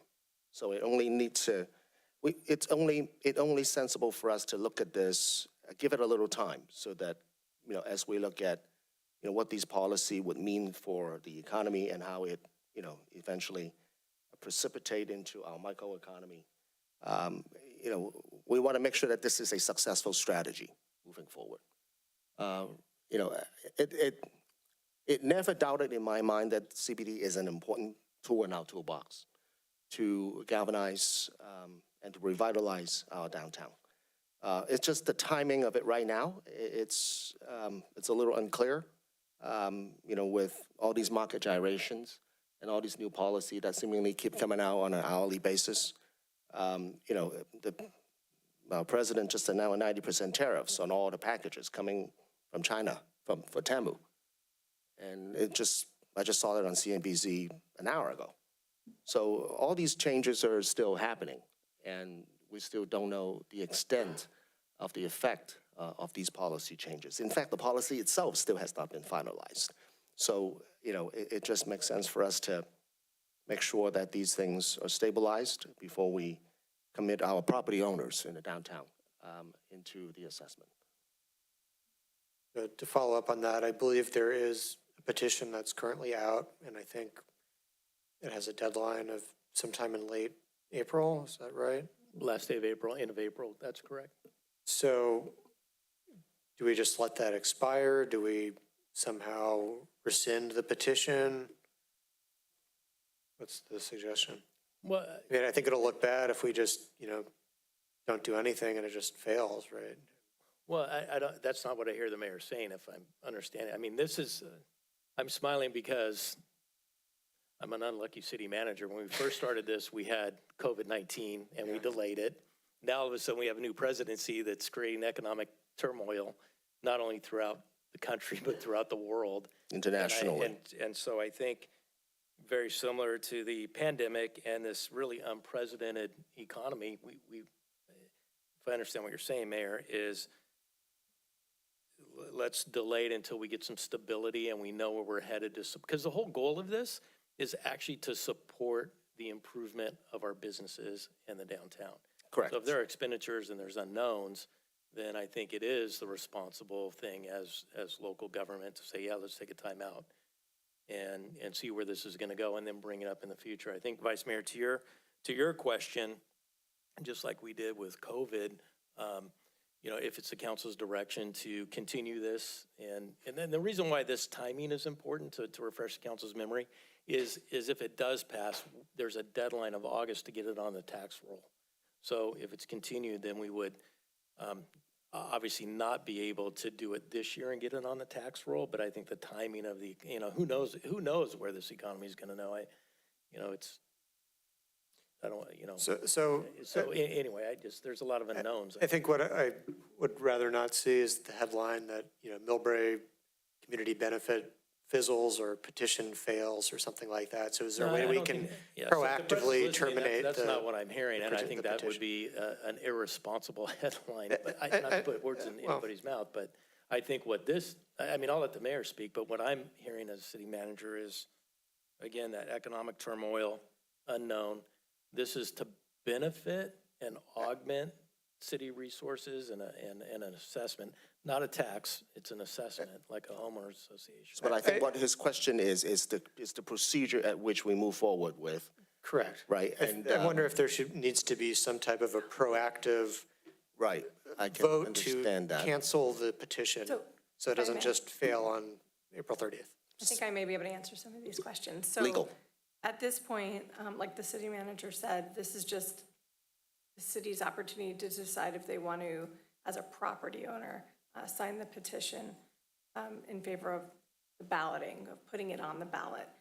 If the city doesn't move forward with that, it is possible, of course, that the other property owners could sign the petition, but it still has to come back to the council. In May is when it was scheduled for consideration, and the council would have to adopt a resolution of intent to initiate the formation of the district. So if it's the council's pleasure, the council can decide not to go forward with adopting that resolution. And then it wouldn't be that the process fails, it's that the council decided not to move forward with it at this time. All due respect, I think I have a hard time seeing the public supporting the petition if the city isn't willing to support the petition at this time, right? So, Well, what we can do, I'll look to legal counsel, is we can continue this to the next meeting. And then figure out the which is structure at which April to communicate it. 22nd. So then it's agendized for then the council to consider continuing this until there's economic certainty, depending on what happens with the state economy, national economy, et cetera. Yes, although we need to also figure out how to handle the petition part of it, which is what the vice mayor is concerned about, because we want to make sure the message is clear, and the message is clear that we are just want to make sure that we take some time to evaluate what all these new policies that just came out days ago and how it would affect our microeconomy and the economy as a whole, and how it affects our property owners and their bottom lines. Again, this needs to be an enhancement to our downtown. It cannot be, an issue for a property owner. Yeah, if wholesale goods, sorry, Mayor, if wholesale goods are going up 60% or 104% or whatever was released today by the federal government, that is going to have a significant impact on local businesses throughout the country. So I would think that if we continue this to the 22nd, notice so the council can take action either way to proceed or not to proceed for the 22nd. We still meet the deadline of the April 30th, so you don't lose any time if you take action on April 22nd or not, whatever action you take. Yeah, the petition period ends when? April 30th. April 30th? Yeah. Okay. So we can continue until the next meeting, and then so as to make sure we have the best plan forward. Yeah, then there's no harm in continuing it. And then if the council directs, we can bring back the item that we had 2 weeks ago and discuss the merits of moving forward now or continuing it to a future date. Okay, all right. Councilmember Rinaldi. Thank you, Mayor Fung. Just wanted to make a few comments on this agenda item. I prepared a pretty lengthy speech, but I think, council hearing comments from my fellow colleagues here as well as yours were pretty much in lockstep in the thinking process regarding the tariffs and the uncertainty ahead. So I definitely feel it'd be unfair to the property owners, business owners to move forward with a plan such as the CBD, given the uncertain economic times we're looking at. However, I would say that holistically, I don't think we should be moving forward with this CBD while the uncertainty continues. My recommendation would be to go back to property owners, business owners, try to engage with them so we can figure out some kind of governance structure for the CBD, have an idea who may be on that board. When I think back to the past previous comments and the folks that I've spoken to who have had negative experiences with the CBD, it all stems from one thing: a fight for the governance of the board that managed the CBD. And I really feel that whoever wants to sign on to the CBD is going to want to know who's going to be on that oversight board and have some degree of trust. So my recommendation would be send back a notice postponing this until we have some kind of economic certainty. also have some kind of idea of what this governance or board would be composed of, which members would be interested in the community of property owners, business owners, and community members to be on this board. That would be my recommendation. Yeah, Mr. Mayor, if I can address that real quick. Yeah. So I understand, Councilmember Rinaldi, that you have been communicated with some members of the Oakland BID. And that issue of governance, that's one out of, 1,000 BIDs. I would not recommend, because we don't know. We know that of the 609 parcels, there are, I think, 603 property owners. Of those 603 property owners, if the district is formed, that's the appropriate time and place to determine, based on the people that have the stakeholder interest, the people that are paying the assessment that actually own the property, will determine who's on the board in the course of action. We can't determine that before the district is formed. Because the Oakland issue, it was after the fact. I've researched it, and it was after the fact, and it came down to one person thinking they were going to be president. They were not voted. That created the issues in Oakland. I don't see that happening here, and it hasn't happened.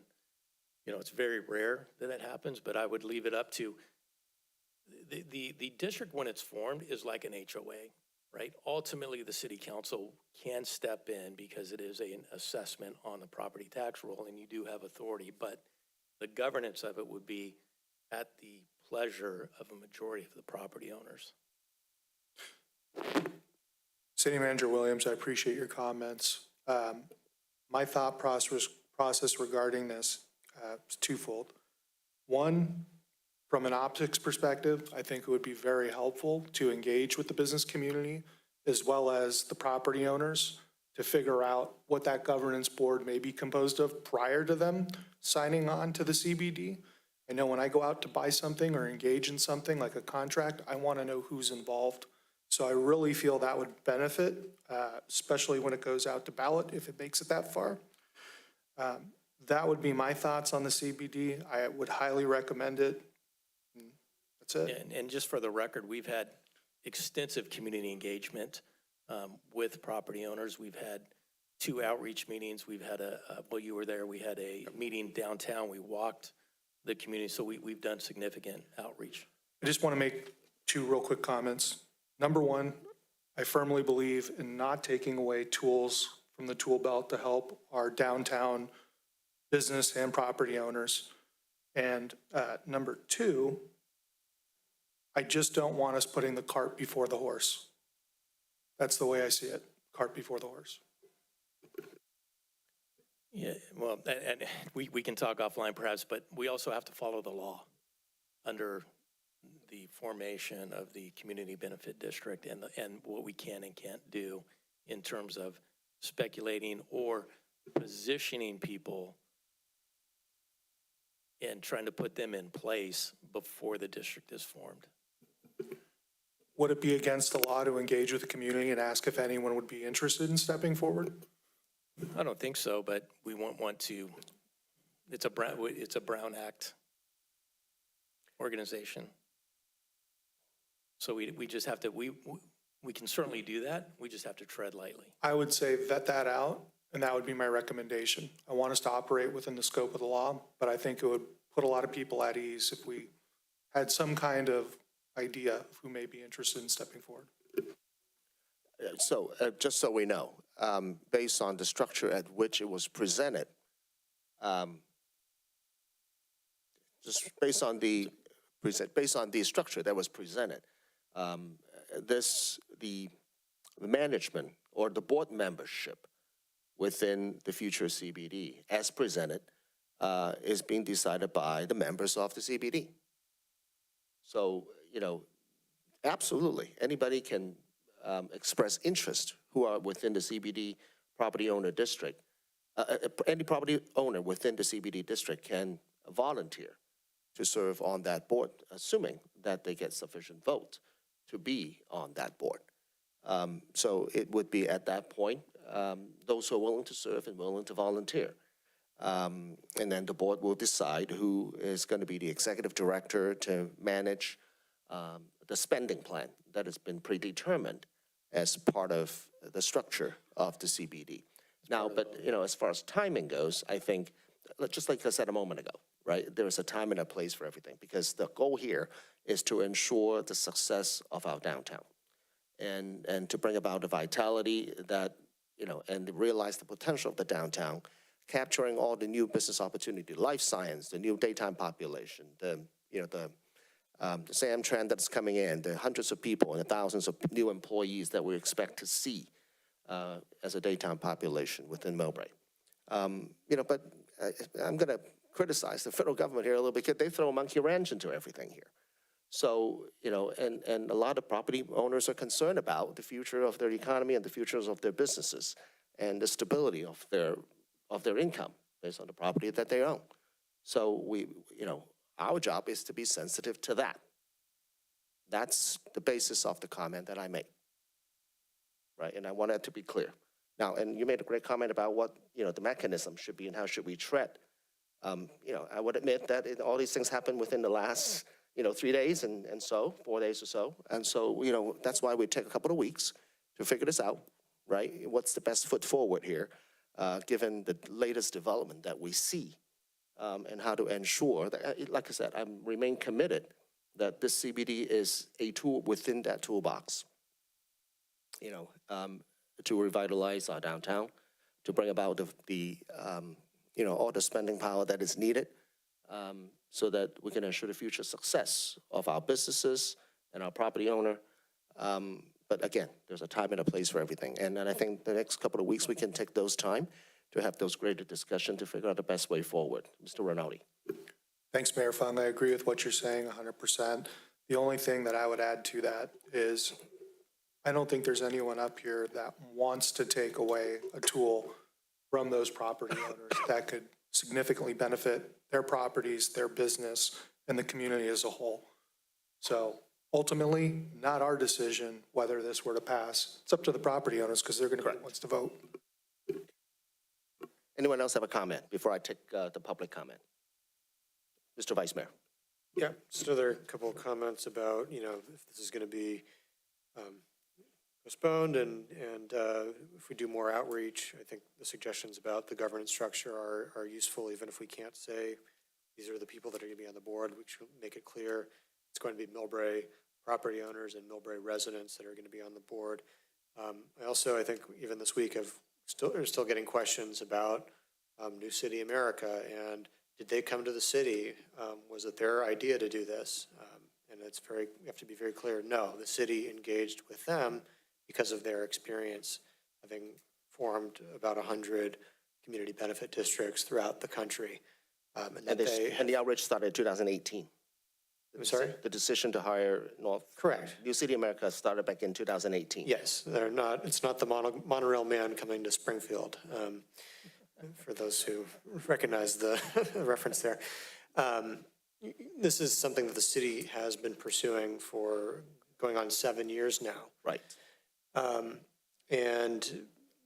It will be local people who will be running this. Hopefully, somebody who is either a business owner or is very familiar with Millbrae or San Mateo County businesses will be operating this.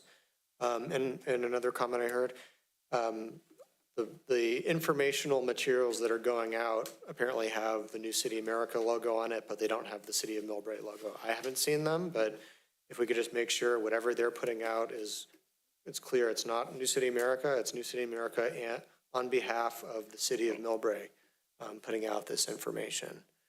I think that's about all I have for now, but thank you. Okay. Thank you, Mr. Vice Mayor. Councilmember Riley.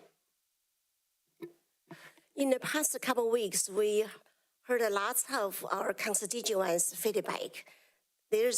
Most is negative.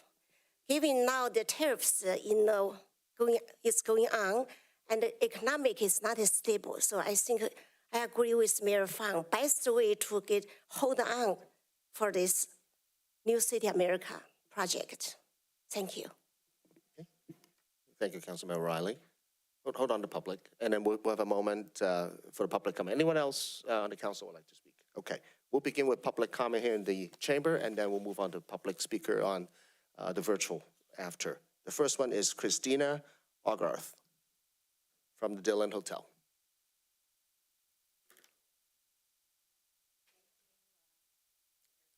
I'd like to make sure we get you close to the mic. Thank you.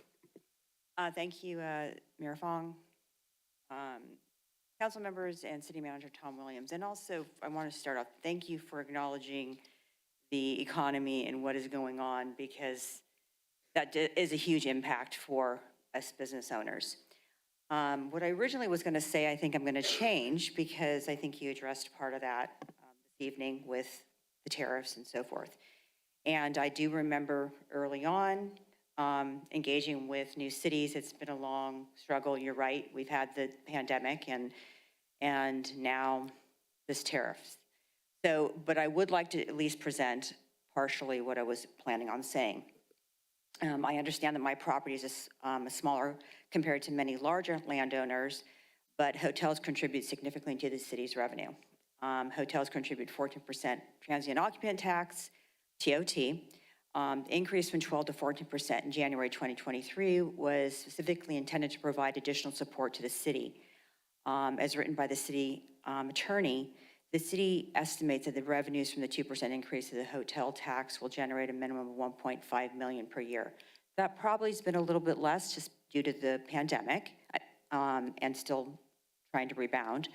These revenues are placed in the city's general fund to support general governmental purposes such as police, fire, public works, parks, recreation programs, disaster response services, the library facility and services, code enforcement, and the maintenance and improvement of city streets, infrastructure, and facilities.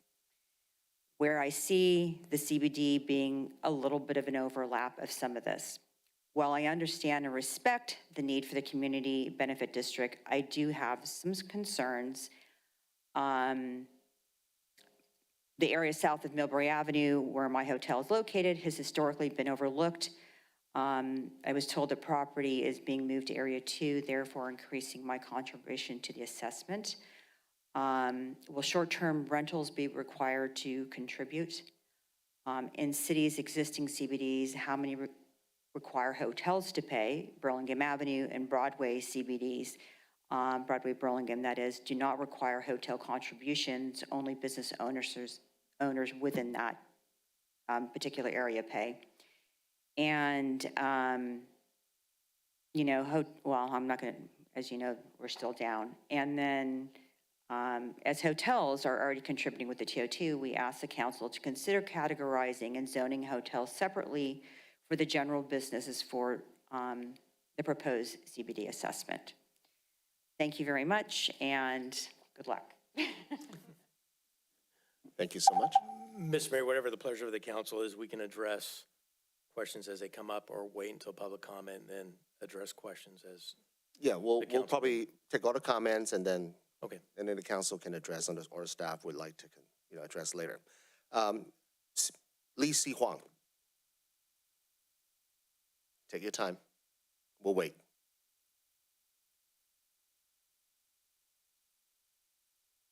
Followed by Stella Lau. Good evening, Mayor Fong and council member. So for the CBD, it's a kind of traditional business model. It has been facing a lot of challenges since the pandemic.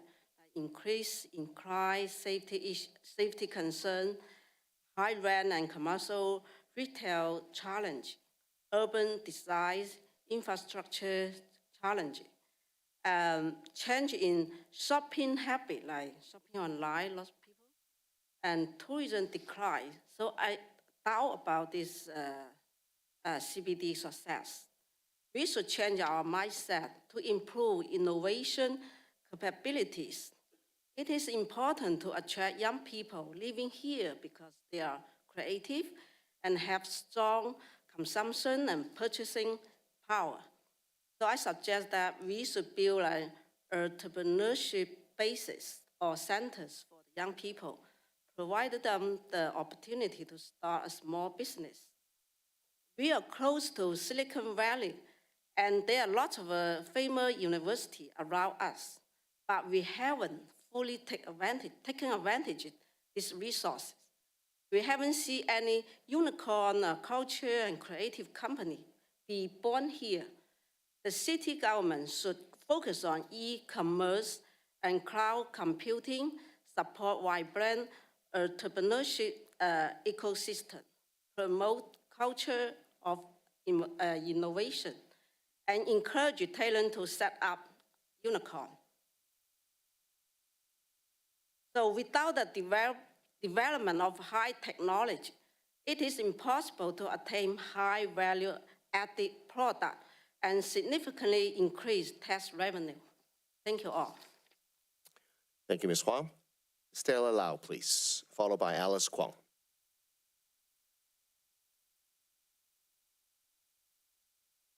Good evening, Mayor and City Councils. I truly believe that now is not the right time to implement the Community Benefit District. An increase in property tax will ultimately be passed on to business owners. This become part of the CAM, Common Area Maintenance, charges in commercial lease. This, in turn, raises operational costs for businesses, and those costs are often passed on to consumers. Given the current economic uncertainty and the looming risk of potential recession, this added financial burden could lead to business closure. Thank you for taking the time to listen to our concern. We truly appreciate your consideration, and we hope you will take this impact into serious account before moving forward. Thank you. Thank you, Ms. Lau. Alice Kwong, followed by Ann Schneider.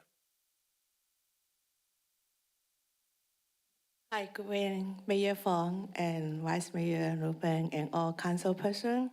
Thank you, and thank you very much for tonight, all your comment. And I believe you guys all concern our city's primary benefit as your priority goal to leading the Millbrae, get the best of economy and fit all our residents require. Number one, now, would you please our city clerk to review last for the motion? Because I only heard, because last time on the 25th, the motion should be mentioned with the condominium and a single house, but doesn't mention anything about accepting of the information for action. Because last council meeting, the purpose should be based on the city council accepting the information about New City American. I don't think you mentioned any single word like that. If haven't been mentioned like that, and should not be considering accept the information from New City American. Number one. Number two, tonight is considering city council look at what happened and should vote for if council to continue or not continue the petition, because city have large, I think about 6.9% about the vote scale, right? So that's very important. And last, I hope I get enough time. Okay, please look at your everything about this page from your council paper. I start this by a lot of time. Number one, in the first fiscal year, considering if you do get approval, the first fiscal year is going to have about $992,409. That will be based on include, if we do have a parking meter, the income will be put $250,000 include for those fiscal year. But can all of you, our city manager, please figure out, if we does approval, we does have a 1 million, and then 60% is going to the civic sidewalk and safety and cleanliness. And this is not come from January 1st. They only coming from April, I think February 10th, right? Then the next will become another year. So the first fiscal year, you may only have about 600,000, and majority, they have very, very detailed for all where they can able to put the money. That will be in page 4 and page 5. So it's all limitation where they can locate the money to spend. Based on all of the detail, in low money, none, we're going to able to spend in what we was meeting by New City American. Thank you, Alice. Thank you. Thank you so much for your time. Ann Schneider. Thank you. Ann Schneider, former mayor, 9 years on city council. For the new folks, I'm going to tell you how fast that time goes. So it wasn't 2018, maybe that's when we hired the consulting firm, but we've been talking about this since I ran in 2013 and failed. Time goes by so fast. Clearly, I am in favor of a community benefit district, but Mayor, I think you bring up points. I'm now retired. So on top of losing the big city salary, I'm paying $700 a month for medical, and I just watched my retirement go down, I think 12%. So you know what that means? Our international vacations are gone. The cruise up to Alaska is gone. What we're gonna be doing is staying local. We're gonna be doing staycations. I'm gonna finally go to the Oakland Zoo. But I'm gonna say this with love to the people of Millbrae. I grew up here. And when I was a kid, I could go to Belvini's Shoes, and I could go to Schneider's clothing store to get dad's presents. No relation. Schneider means tailor in German. You could actually go downtown and shop for things. But let's be really honest. Millbrae, we look run down. We look old and dilapidated. Now is the time to go forward right now, and I think the plan to extend makes sense. But I'm gonna tell you, this is what we did during COVID. We had no choice. Trump's going to be in office for 4 more years. The disruptions are going to last at least 4 more years. But we've got businesses that have been empty, the said Schneider's clothing store, for over 20 years. Now, I know some of you didn't like the empty storefront ordinance, which is something you can do in the short time, but you've got to go forward somewhere. And what I don't know from reading the documents is, okay, you see if you get 30%, I couldn't tell if that was 30% inner and then 30% outer. So that would be a nice FAQ, frequently asked question. But you get those things in April, council decides you have to move forward according to the process by August. When would the property tax actually start happening? And then when those improvements start happening? As an old person, as somebody who had a broken leg, our sidewalks are not wide enough for me to walk safely downtown. And therefore, will I go to Burlingame Avenue where the sidewalks are nice and wide? You've got to look long-term. And for you guys that are brand new, I know it seems immediate and scary, and it is. But your job is also to look long-term. So don't delay too long. Bring in the empty storefront ordinance, because if you've got a shop and the 2 shops next to you are vacant, that's hurting your business. But my guess is a lot of our current property owners are long time property owners. They're what people here like to call the Prop 13 homeowners, and they're not paying a whole lot. But if this money can come back with a partnership with the city to make Broadway vibrant, we're gonna win, and we're gonna be set up for my staycation to stay here on Broadway. Thank you. Thank you, Ms. Schneider, for your comment. All right. I don't think I have any online speaker hand raised. That's correct, Mayor. Okay, all right. So we'll bring it back to the council. That ends the public comment on item number 11. So I think, I think I'm being clear here. This is an important initiative. We need our downtown to be vibrant. We need economic development. This is something we must do. It's been identified as a important and high priority goal for this council, and we will get to it. It's just that there's a time and a place for everything. And so, I think we just need to make sure that the effect of all these policies has a chance to sink in so that we can evaluate the best timing to bring this forward.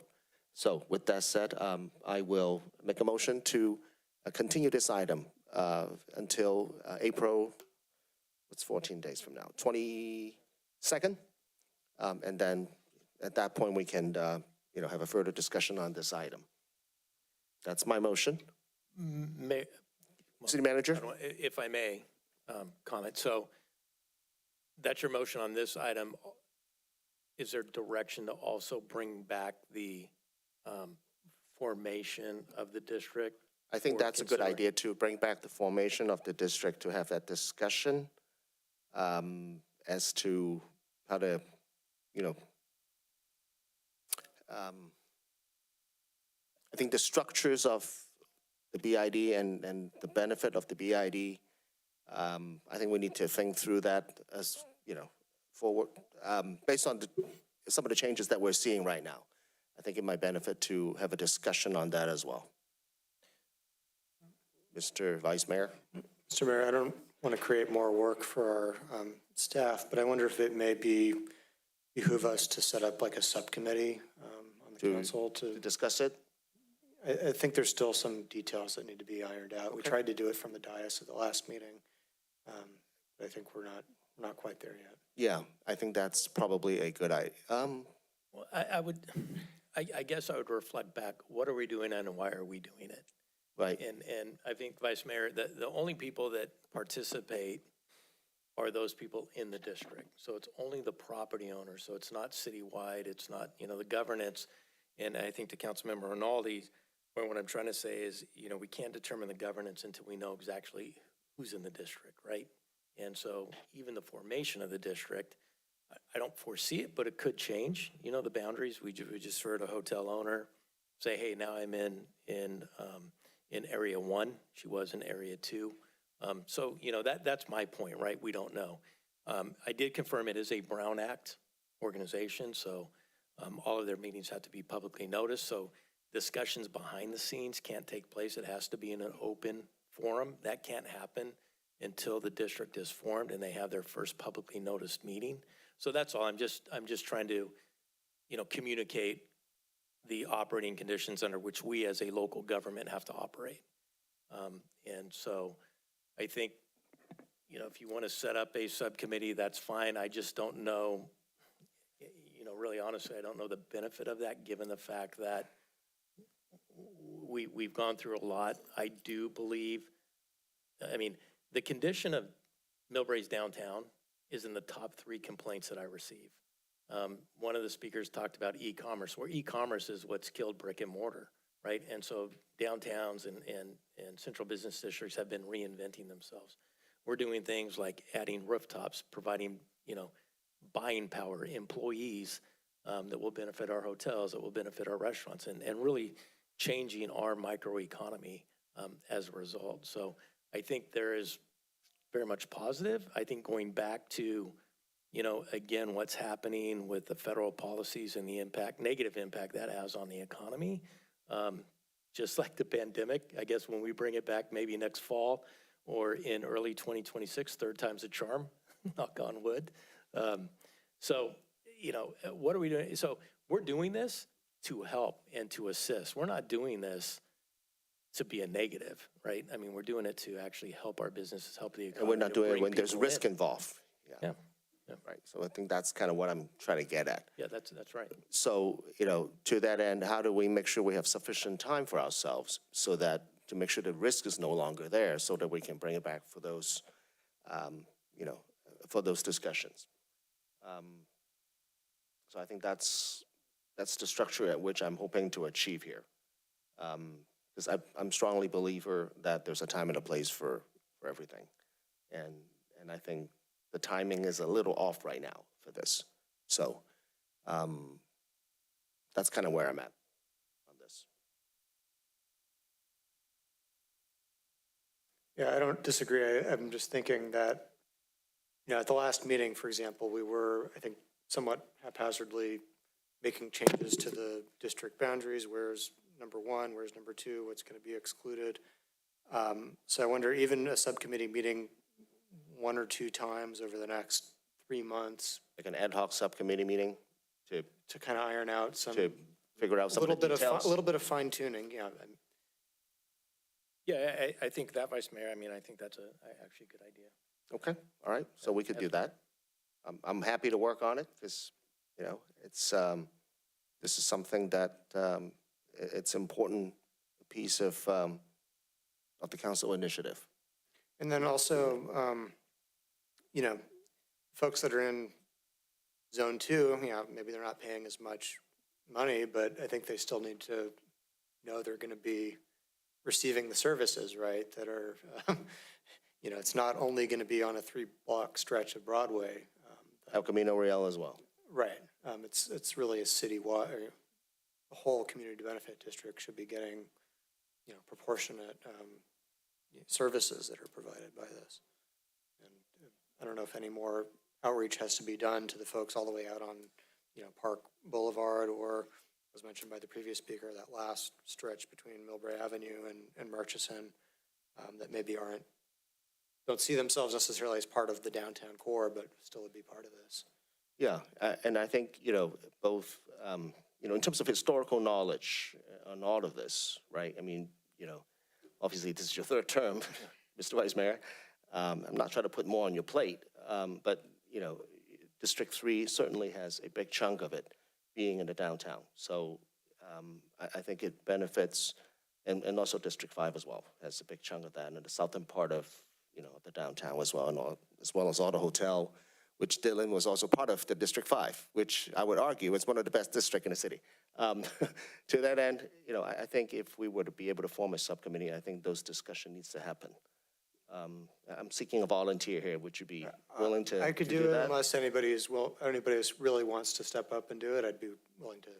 So, Be Mr. Mayor, great. if I may, just for Mr. City It's Manager? not on the agenda. but- So there's a motion, a second. This is discussion on the motion and the second. I would Yes. advise taking an action on that and then having a discussion for a motion and a second for the formation of the subcommittee. Perfect. All right. So motion to continue this item until April 22nd?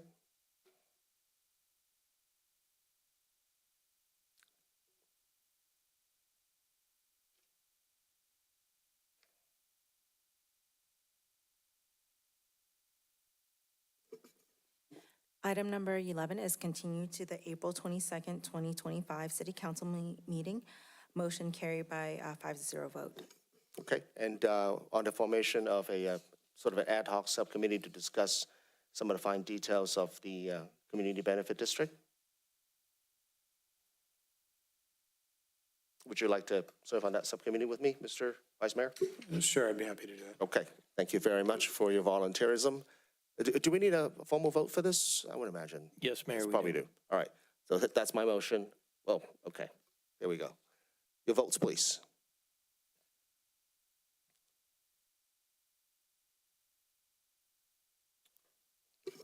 The motion to form and appointing Mayor and Mayor Fung and Vice Mayor Holliber to the Community Benefits District Council Ad Hoc Subcommittee passed by a vote of 5-0. Thank you very much. And moving on to item number, thank you for all the public comment tonight. And we're going to have a greater discussion on this item. Okay. Item number 12, study sessions for water rate change for fiscal year 2025 to 26 to fiscal year 2029, 2030. That's a 5-year out plan. And the future wholesale water rate pass-through. Mr. City Manager. Yes, Mr. Mayor, I'd like to introduce our Finance Director, Mr. Mike Sung, for a presentation. However, I don't know if the council would like to take a quick 5 or 10-minute break. It's been a long night. You guys I know, started at it's, 5. yeah. In case, just, I was hoping to kind of get this one through, but how does everybody feel about the 5-minute break? Hand raise. Go ahead.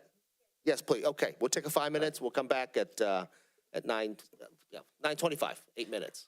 All right, thanks.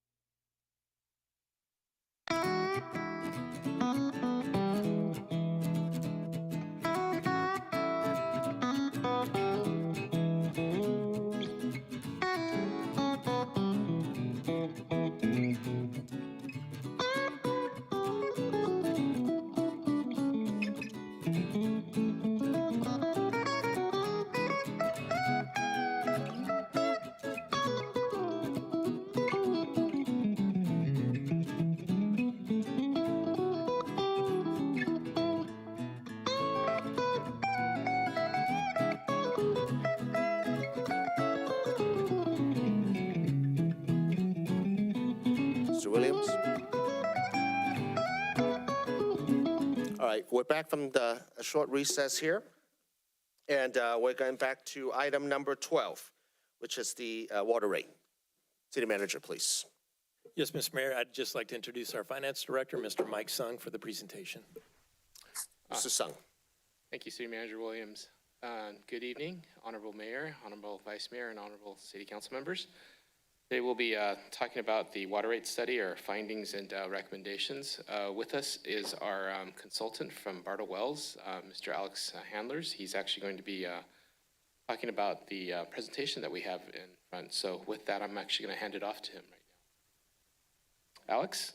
Thank you. Thanks, Mike, and good evening, everybody.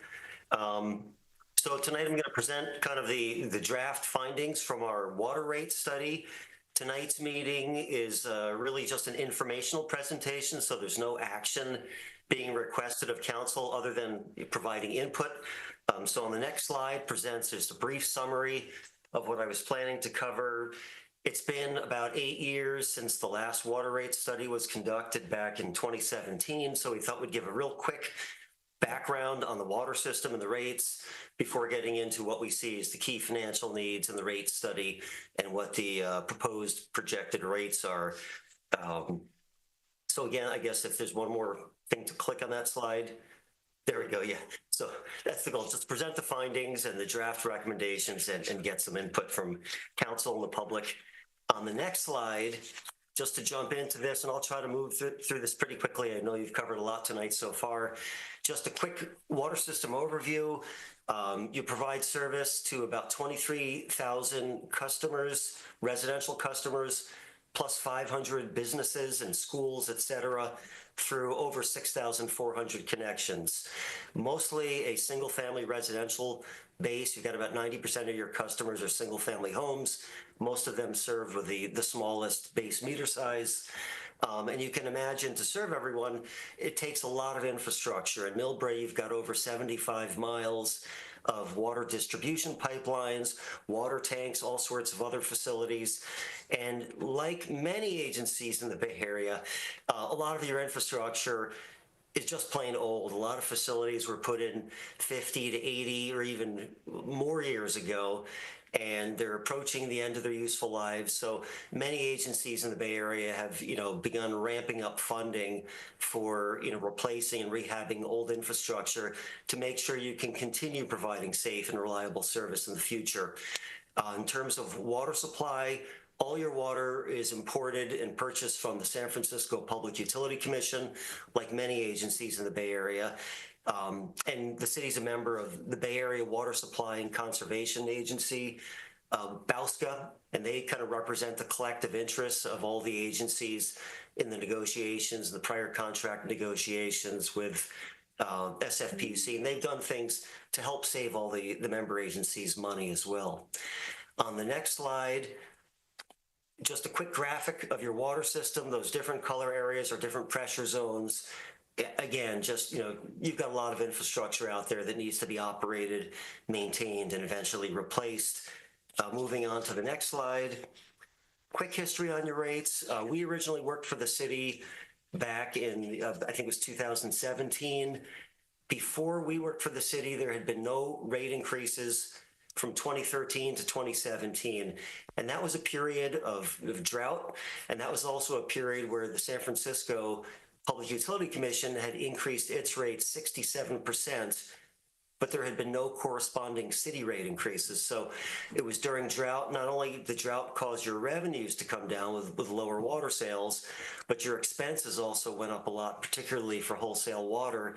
And no surprise, with 67% wholesale rate increases from SFPUC and nothing on the city side, you were running in the red.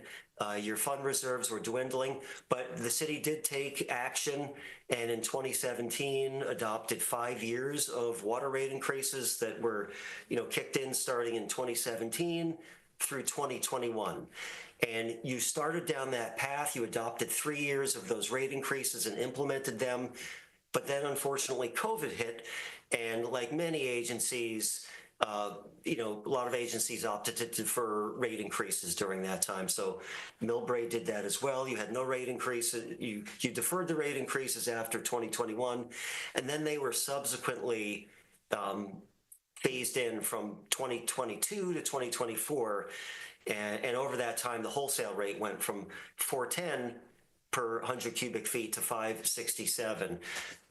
So essentially, the rates you have that are in effect now are rates that were adopted for the most part 8 years ago and were intended to be in effect in 2021, subject to one caveat that the city did adopt like a pass-through authorization if SFPUC ever increased its wholesale rates over $5 per unit, in case so you could maintain financial stability if the wholesale rates went up more than expected. And they did go up more than expected, and you did pass through that 67 cents per 100 cubic feet adjustment to your quantity charges just last year.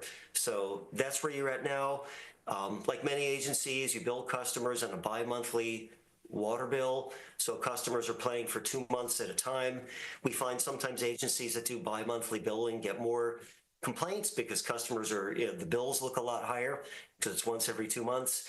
But when we look at your finances, we see that those rate increases that you did adopt in 2017, even if you stretched them out over a longer time period, you did implement them, and they put you in a lot stronger financial position. But that said, you are facing a number of financial needs for keeping the water system in good shape going forward and funding the operations. Moving on to the next slide that kind of covers what those key financial needs are. One is just, I mentioned the capital improvement needs. You've got a lot of old infrastructure. It's going to need to be invested in, replaced, rehabbed. You have done some projects over years, and you do have some other, key projects in your 5-year CIP. But there's just a lot of needs out there, and your current rates really don't support an adequate level of funding. On top of that, you're facing operating cost increases, one from SFPUC. And anyone, please feel free to interrupt me at any time with any questions. The wholesale rates have increased in recent years. They recently announced another rate increase starting July 1 next year, and the wholesale rates are projected to continue increasing. So your rates have to account for that, as well as keeping up with cost inflation. There's been a lot of inflation over the last, handful of years. And you're going to be facing more cost increases for whether it's labor, materials, electricity, insurance. And what we see is the types of costs that are incurred by water and wastewater utilities, they tend to escalate more than consumer goods. So whatever you saw with CPI, I can almost guarantee you the city's probably faced even more cost increases than that. Moving on to the next slide, just to give a little detail there. These numbers may be hard to read on the screen there, but this just summarizes the 5-year capital improvement program. These are the highest priority projects that the city wants to address over the current year, the next 5 years. The top part of the table shows water pipeline replacements, and you've got a number of different projects that are in different phases of being planned and the city's moving forward with, including, Broadway, there's water main replacement, Marina Vista Bayside main replacement, Highline Hillsborough. I won't name them all. And the bottom part of the chart shows other improvements. Some of those improvements, a big one being the replacing the La Prenda water tank. That's a tank that was put in 1958, so it's 67 years old. Not up to current seismic standards, and that's one of the high priority projects that's going to be addressed in upcoming years, as well as the other stuff here. I won't go into the details. Next slide shows a kind of a long-term history of the SFPUC wholesale water rates. You can see those rates have gone up a lot over the last 20 years. It used to be less than $1 a unit. We're now at $5.67 a unit, plus an additional surcharge on top of that. So just a couple key things on this chart to show is you can see the rates were gradually increasing from 2002 to 2012. Then there was a steep increase after that. That's when there was a drought and SFPUC had its water rates go up. I think it was about 45%. It caught a lot of agencies off guard. You'll also notice that there's a green line that starts at that period. And that what happened then is Bauska, representing all the wholesale agencies, was able to pay off a portion of its contract with SFPUC by issuing bonds and paying it off, resulting in a lower overall rate for all the Bauska agencies. So it saved all the agencies a lot of money over the years. Anyway, the next thing I wanted to point out, after SFPUC did those big spike up of rate increases over the drought leading up to 2016, they actually over collected some money. They built up a big balancing account, and that enabled them to hold rates steady for about 6 years while they drew down the balancing account. But that money is long gone now, and they've kind of resumed the upward trajectory of rates. And it's, it's mostly modest increases projected in the future years is what SFPUC is currently projecting. So hopefully no big spike ups anymore. Anyway, moving on to the next slide. What we did to summarize the water rate study, really the key thing was updating financial projections and working with city staff to identify all the future operating needs, maintenance needs, and figure out, what level of rate increases do you need to meet your cost of service and the funding needs. So obviously we incorporated all the latest, financial engineering cost information. We try to use slightly conservative estimates and assumptions, understanding this is not a perfect science. And a key thing that we were aiming for was a long-term capital funding target of about $5 million per year in current dollars. With 3% inflation, that's about $5.8 million at the end of the 5-year period. And our goal was to, we're not going to get there overnight, but gradually phase in the rate increases over 5 years as gradually as possible to minimize the annual increases while still getting you where you need to go to meet your longer term funding needs. And it worked out to be 7% rate increases each year for the next 5 years. That's including the wholesale increases, cost inflation, as well as ramping up some funding for your capital program. And, the level that we're presenting tonight has been, worked on with city staff, and we met with the infrastructure committee a few weeks ago, and these are the rates that are being proposed to the full council. The next slide kind of graphically shows what's going on with the revenues and expenses. The bar chart there, those different color bars show the different major components of your expenditures. The blue bottom section shows your operating and maintenance expenses. The green section shows your wholesale water purchases. And the yellow section at the top shows the capital improvements. In your 5-year CIP, the capital improvements are bouncing around from year to year due to a lot of factors. There's a lot of different projects. Some are only in the design phase. But what we see is your current rates aren't supporting the level of capital funding that you're going to need to get to. So what we assumed was that, and they're not even going to be able to fund your capital program for the first 5 years. So we assumed that the rates would phase in over 5 years. During that time, you're going to have to draw down approximately $2 million of fund reserves to fund your capital program. But at the end of the 5 years, the goal was that the rates would then be in place to support $5 million a year plus cost escalation. I mentioned about $5.8 million per year to continue addressing the infrastructure needs that you have long term with a lot of aging infrastructure. On the next slide, just a quick breakdown of where does the money go? Where does the ratepayer money go? And we know it changes, these sections change a little bit from year to year because your capital projects change, et cetera. But it's roughly about a third operating costs, a third wholesale water supply, and a third capital. And what else did I want to mention about that? The only other thing, so everybody knows, legally, all the revenues collected by water rates, 100% of them go to fund water enterprise expenses. Not 1 cent goes to fund anything else in the city. So folks, all their money is going to fund water and cover the cost of service. And on the next slide, it shows the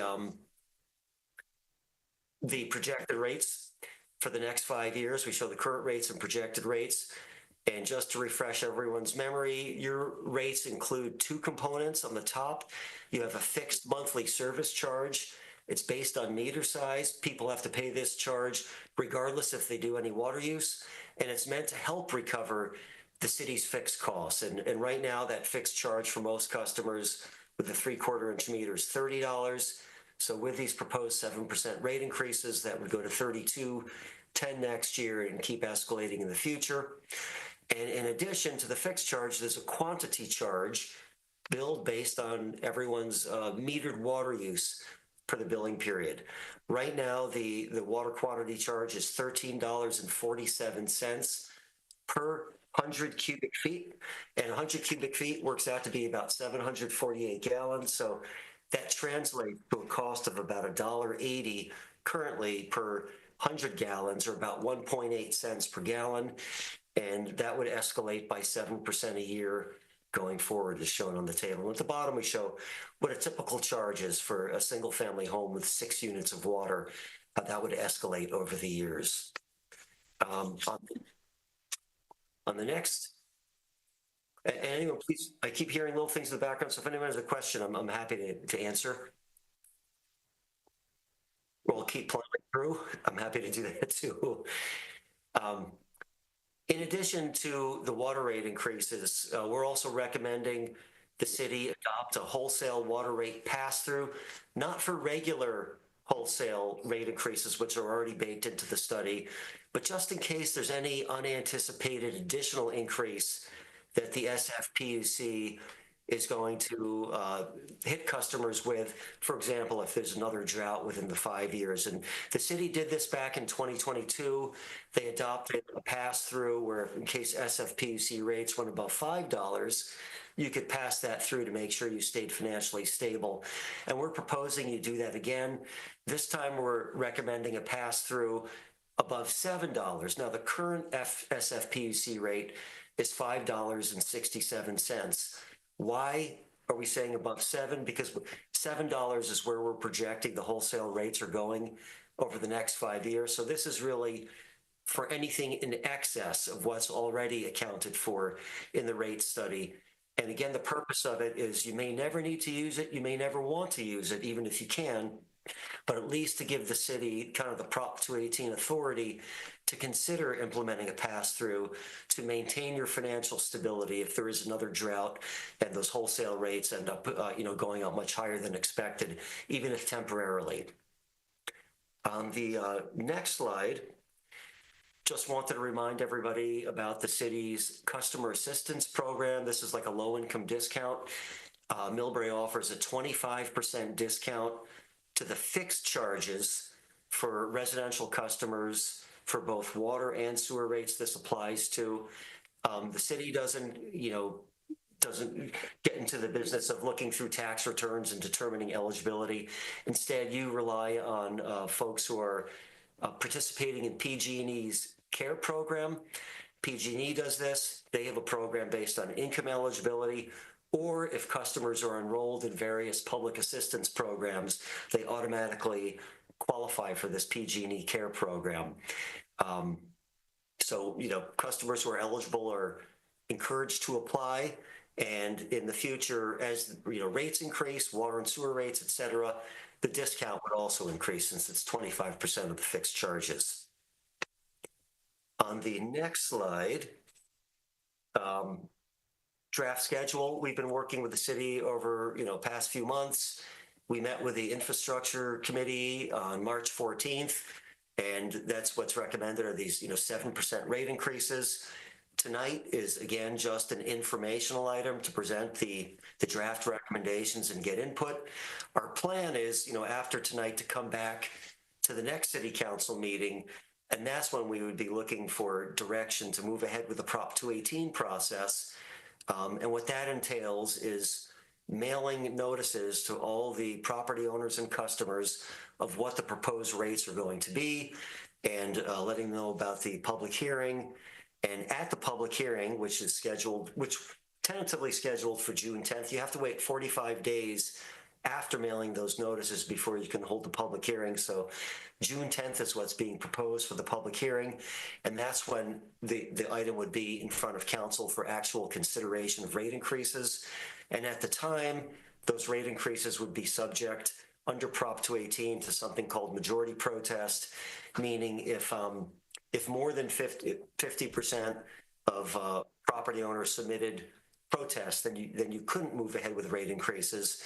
That rarely happens, but it has happened for a few agencies here and there in certain extreme circumstances. We don't expect that's going to be the case for you, but the whole plan is to get new rate increases in place starting at the beginning of the fiscal year on July 1, then they'd continue increasing on July 1 by 7% each of the subsequent years. So that next slide kind of concludes, and I'll just finish by saying I've been in this business for a long time. I know nobody likes rate increases. The public doesn't like it. Council members don't like it. But from my perspective, it's kind of a necessary part of the financial stewardship of your whole water system and your water enterprise. So the financial stewardship really underlies the operational stewardship and keeping your system in good, safe, reliable operating condition. So it's kind of a financial management tool.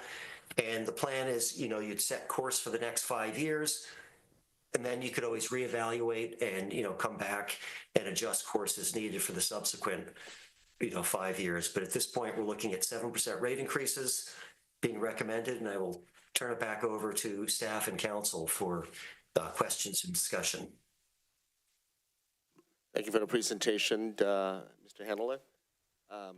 Anything else from Finance Director? We're here to answer any questions. Okay. Sam and myself. All right, sounds good.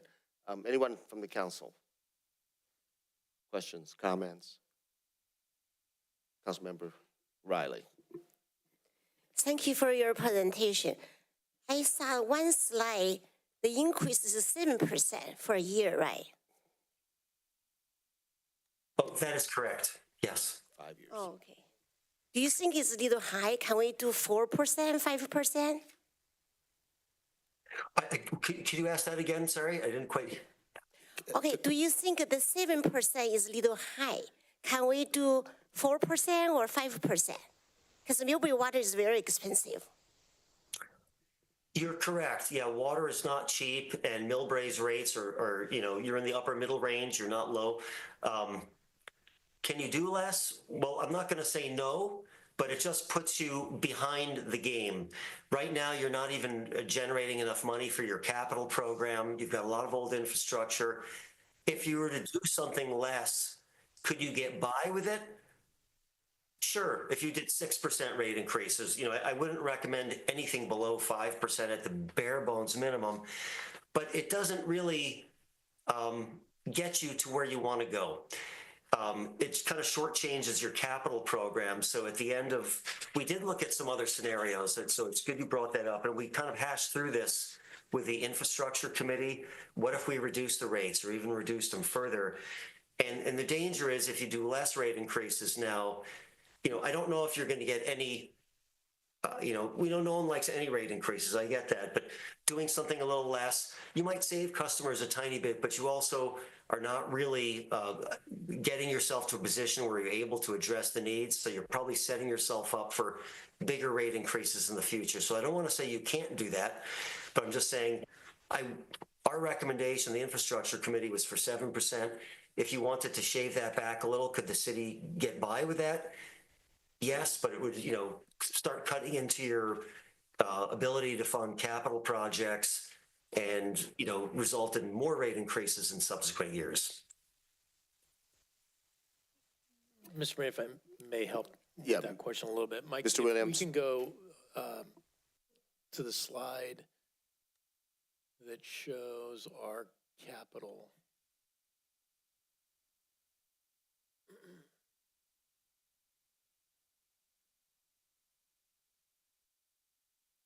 Yeah, so I think, Mike, don't you have a slide that shows a table on the rate increases that, at 7%? Oh, yeah. Revenue If you can five- go a little bit further past the questions.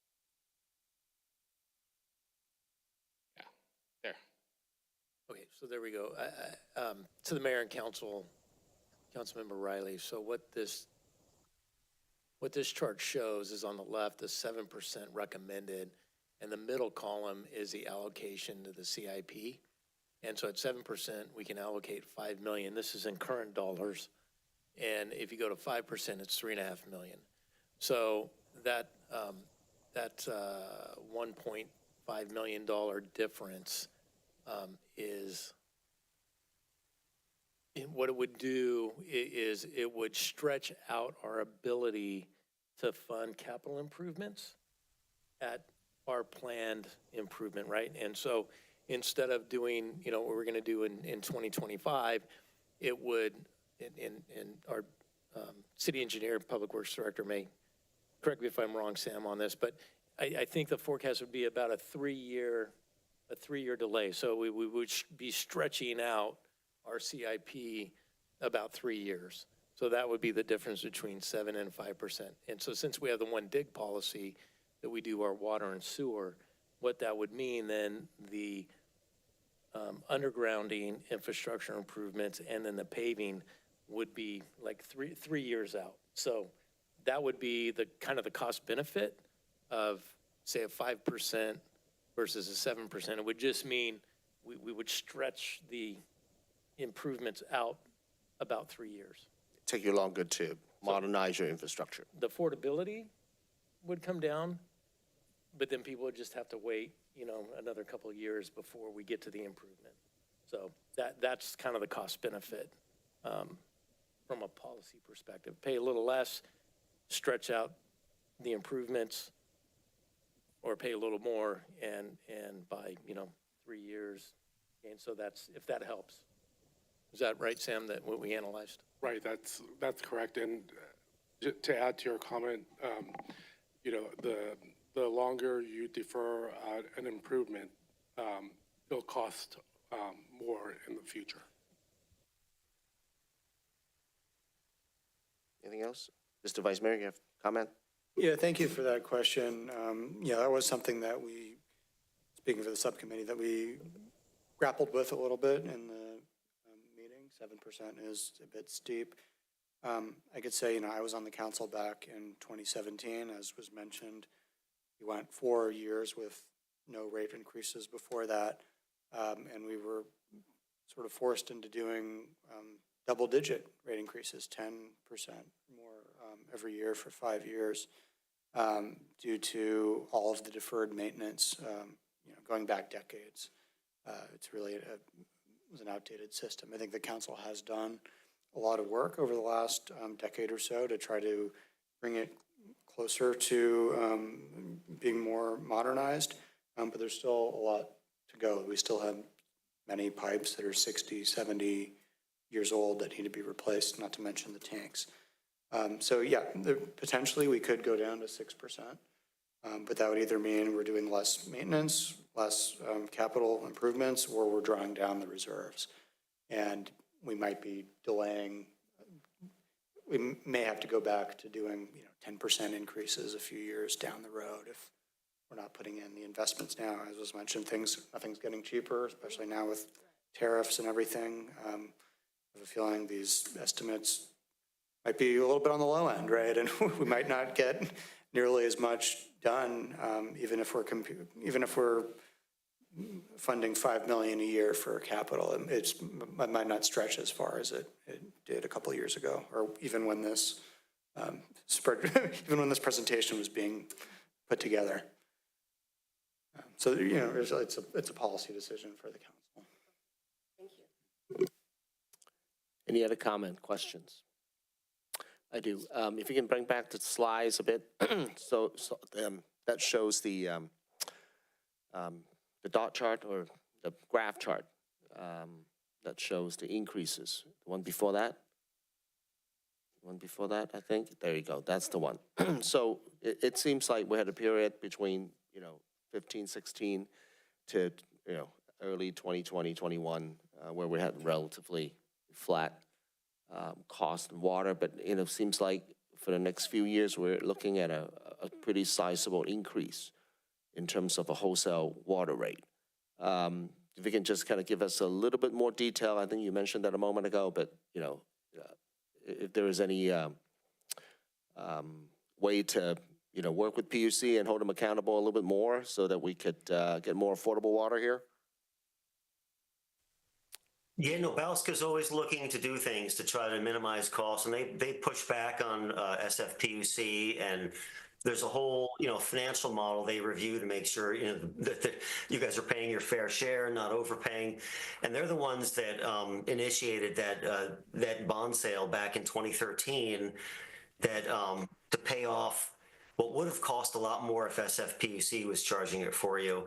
And those bonds, actually, they only have about 10 years left. I think they expire in 2034. So that green line's going to go away in another 10 years. You'll be left with a blue line. But, SFPUC has increased their rates. Now, I will mention part of it is because their Hetchy system was built maybe 75, 80 years ago. And they recently, over the last, 5, 10 years, went through a $4+ billion program to, rebuild, rehab, seismically retrofit.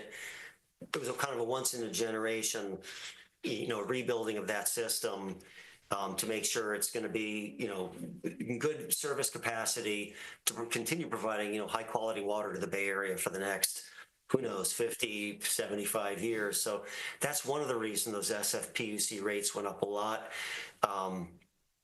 Over the last, decade or so. But that program is largely done.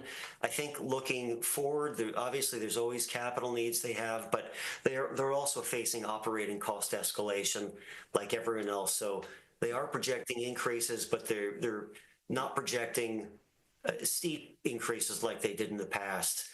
But unfortunately, the water's not cheap, and you've got to buy all your water from SFPUC. Again, it's very high quality water, but it comes at a price, and it just costs a lot. It's coming from the Sierra Nevada mountains. It's super high quality, and it's, they had a lot of foresight when they built that system to serve the whole Bay Area. So unfortunately, as rates go up, that means you as a city and all the Bay Area agencies have to raise their rates accordingly to keep up with the SFPUC's wholesale rates. Yeah, what if there is any mechanism, and I think, it was Baswa that sort of a watchdog agency for the SFPUC, correct? And to sort of audit them and holding the PUC accountable. I think we might even have a Baswa representative here in the audience. So it would be nice to know, what are some of the things that Baswa can do, right, to kind of rein in the PUC rate hike here a bit. Because, I will say the number one complaint, if you walk down to our local Starbucks or Safeway and we see a residence, there's for the last 5 years that I'm on this council, it's like, Mr. Mayor, why am I paying so much for my water?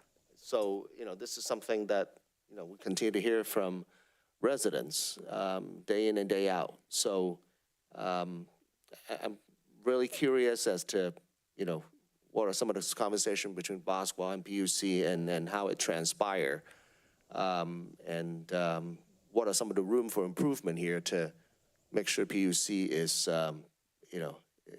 can give us the best possible rate throughout the entire system here. Is the Baswa representative, do you have any comment for us? Would you like to? I do, I understand that. Would you like to join us at the podium? I'll give you the microphone here. I had some comments. Ann Schneider, Millbrae's representative to the Bay Area Water Supply and Conservation Agency, which is a 24-member agency that, how everything takes a while to learn? The Baswa 24 water agencies, which are Hayward at wrapping around the Bay up to Westboro water districts, we pay 60% of the SFPUC system.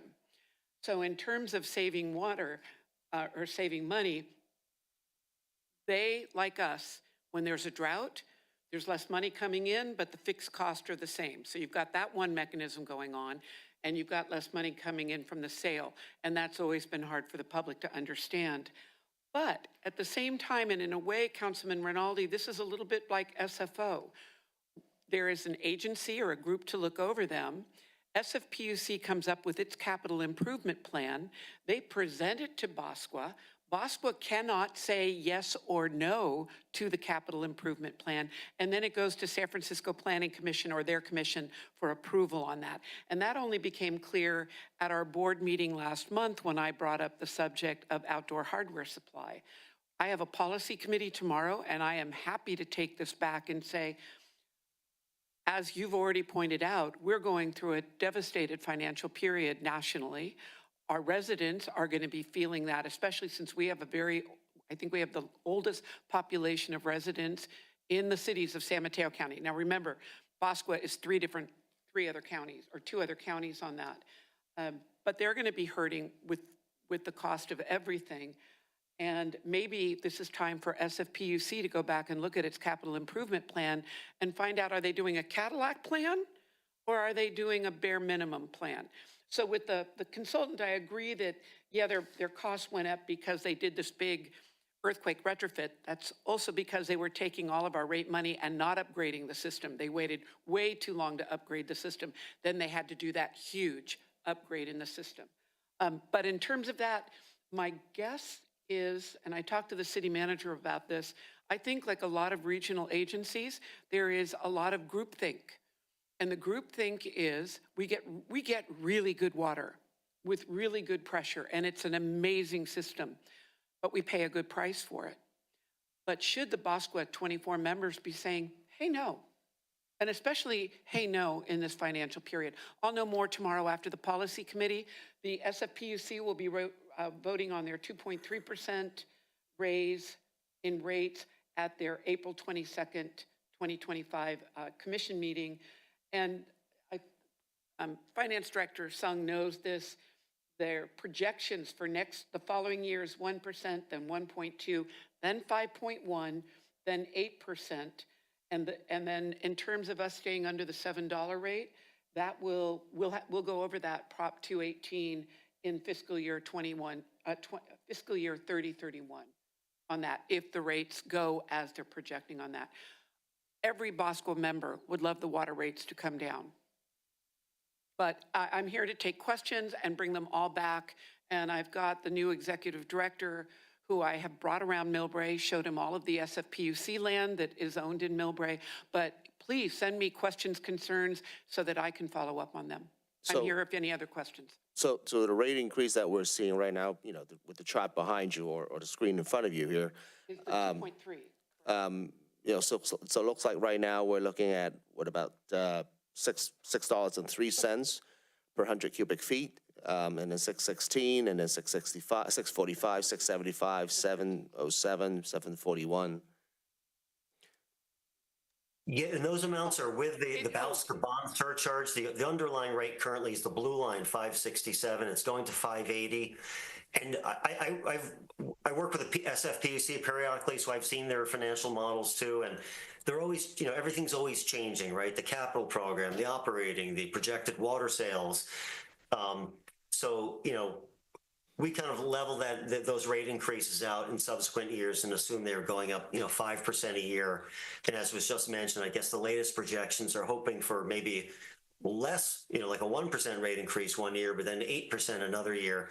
And that's what we've seen over time, that no one ever has a crystal ball to what they are, but, we have a general sense of where these rates are going in upcoming years. So we assume that they were kind of more gradually phasing in over the next 5 years. Right. But the reality may be a little different, yeah. So I understand there's a blue line, there's a green line, but the green line is really what we're paying, right? We're paying, including the bond surcharge. Right? That's correct. Because we have you said about another 10 years to pay into that? Yeah. All right, so, that's the real cost here. And then we're looking at, what, about 5-6% increase, just about every year for the next 5, 6, 7 years, thereabout, right? I mean, eventually Well, it's if you going to hit average it- 741. No, I mean, they're saying 1% next fiscal year, the year, and then 1.2, then 5.1, and then that big 8% in 29-30. Now, what we do not talk about at Bosco, but I'm going to bring up tomorrow, is how much are these rate increases attached to capital improvement projects? Some you have to do. We had to earthquake retrofit, and most of that work is done. Are we still paying it off? That's a really good question to ask.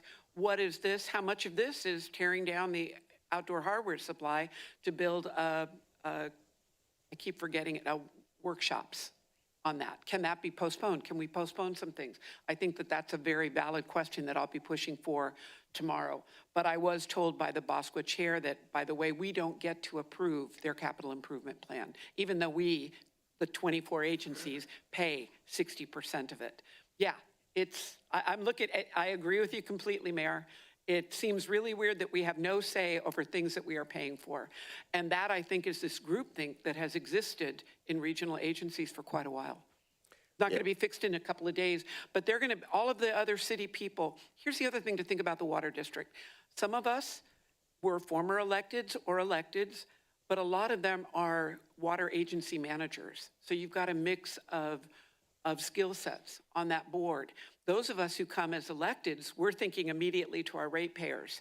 And I'm not saying that the other staff don't, but we approach it at slightly different directions on that. Well, and I think that's kind of where leadership would make a lot of difference, right? So, I think Bosqua is an organization that supposed to be, holding the PUC accountable, right, for their spending, because what they spend directly impacts what our ratepayers going to have to spend, dollar for a dollar, right? So, as you mentioned, we're an age-friendly city because we have a lot of, age-friendly people in our city.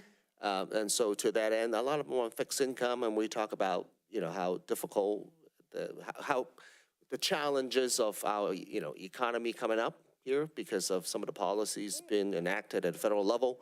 And we all have to be very sensitive to those who are on fixed income. And you mentioned staycations, and, many folks are just trying to figure out how to, pay their bills. I mean, I'm on PCE, and a lot of folks are talking about, being house rich but cash poor, as to they couldn't pay their PG&E bill. They couldn't, water bill is another one of them. And so, I don't think people can afford not to turn on their faucet. But they can turn the water off outside. And now that the new fire maps have come out, that is an added danger.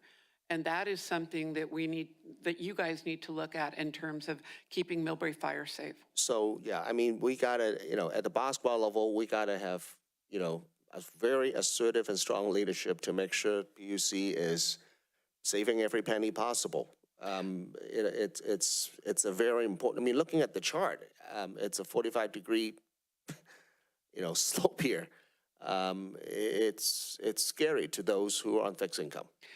The other thing that we have talked about, the Bosqua, just like cities, we have to pay retirement.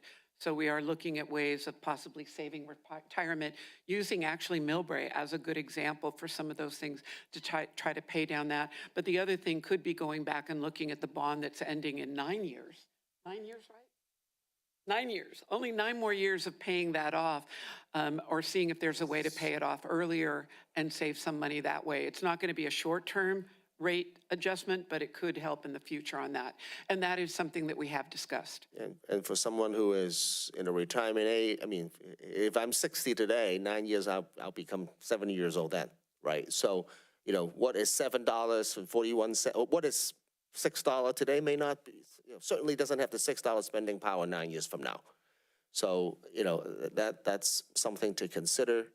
I think it really is time for Bosqua to stand up to PUC and say enough is enough, because this is, it has to do with cost of living, basic cost of living. I will tell you, I did that at the board meeting last month. And I got a couple of other agencies to come up and say, but I think it'll probably mean trying to make the other, especially those that are elected official representatives, understand just what that means on that. It is 24 agencies, and what I do not know, but I'm going to go back and ask, are the rate increases put forward by SFPUC to BOSQA always a unanimous vote? I do not know the answer to that. I've only been on it 2 years. So that's kind of where we're at. But if you've got more questions, I'm on both policy committee, which meets every even month, and then on the board that meets on the other month. So we basically meet 11 times, technically tend to take August off on that. So. All right. Any other questions from the council? I don't think I have any speaker slip here. I don't think I have any hand raised either. That's correct, Mayor. All right, so closing public comment on this item. This is informational, although does the staff require direction in terms of whether it is 5%, 6%, or 7% moving forward here on that increase? Staff, we need a direction. Well, yeah, so Mayor, if you could go to the timeline, please, Eduardo. So tonight was just a study session. We always, as the council knows, always put it as action just in case there's something that comes up during a study session that you want to do. Because in the past, if we don't put action, then you can't take any action to guide staff. So we're April 8th tonight. This is to present our draft recommendations. Any feedback from the city council, that's what we are seeking. Then in 2 weeks, April 22nd, then we will move forward with the Proposition 218 rate increase, depending on what direction the council would like to go from a policy, 7%, 6%, 5%. Council's pleasure. I mean, I appreciate, the infrastructure subcommittee with the recommendations, and also appreciate Councilmember Riley for your concern for those who are on fixed income. I think my position has been clear. I want to make sure folks in our community can stay in the community and to the extent possible, especially in a challenging and uncertain economic time, that we want to make sure that their cost of living is as affordable as it can be. So, anyone else wants to make a comment? Councilman Rowley, you have anything? Okay, all right. I'll be clear. I'm leaning towards more like a 5% increase, so that we can make it a little bit more affordable to those who live here. And I also want to look to our representative in BOSQA to make sure that we, ring in the PUC and make sure they only spending the absolute dollar necessary on the infrastructure upgrade, so that we can keep water more affordable. I'm getting a little afraid to walk into a Starbucks in a Safeway right now, for those residents who hold up a water bill and ask me what it is. So, anyone else? Mr. Vice Mayor. Mr. Mayor, I think my concern about that is we're not going to be able to afford the capital needs that the city has. And I'm afraid that if we go more towards a 5%, I think we're just kicking the can down the road to an inevitable larger increase at some point. And maybe it won't be us, maybe it'll be other people on the council at the time. But, and frankly, I think whether it's 2% or 5% or 7%, you're still going to get those complaints at Starbucks. I don't think the public is going to necessarily perceive a 5% increase much different than a 7% increase. Okay, all right. Let's have Councilmember Nguyen. So I mirror the Vice Mayor's comments. Of course, I don't want to pay higher water bills, but there's a literal cost. Like I think I heard earlier that if we defer it, if we wind up paying more later. So just again, mirroring the comments earlier, we don't want to kick the can down. It's just, in my opinion, better to just pay it off now, despite it being slightly higher. So I'm in favor of more of 6 or 7% actually. Which one again? 6 or 7%. 6 to 7, okay. Anyone else? And I think, I don't know if you saw, but in the attachment to the staff report, there are different projections that are played out, showing what, the revenues would be, what we'd be able to expend on a year-to-year basis, and what it means for drawing down reserves, and if there would be a reserve balance or not. Yeah. At the end of that. I do believe the pass-through is important, city manager and the staff, the pass-through, provision. It's important because we want to maintain our ability to, build up the fund reserve for the capital projects. You want to pass through there just to protect yourself in case there is a drought and this PUC does. There's a surge in terms There's a of the surge. cost. So that's Whatever that reason is, sometimes it's not necessarily has to do with the drought. I'll just add, it is, as mentioned several times, it's hard to project. So we had the last vote, $5 was our cap, $7, now.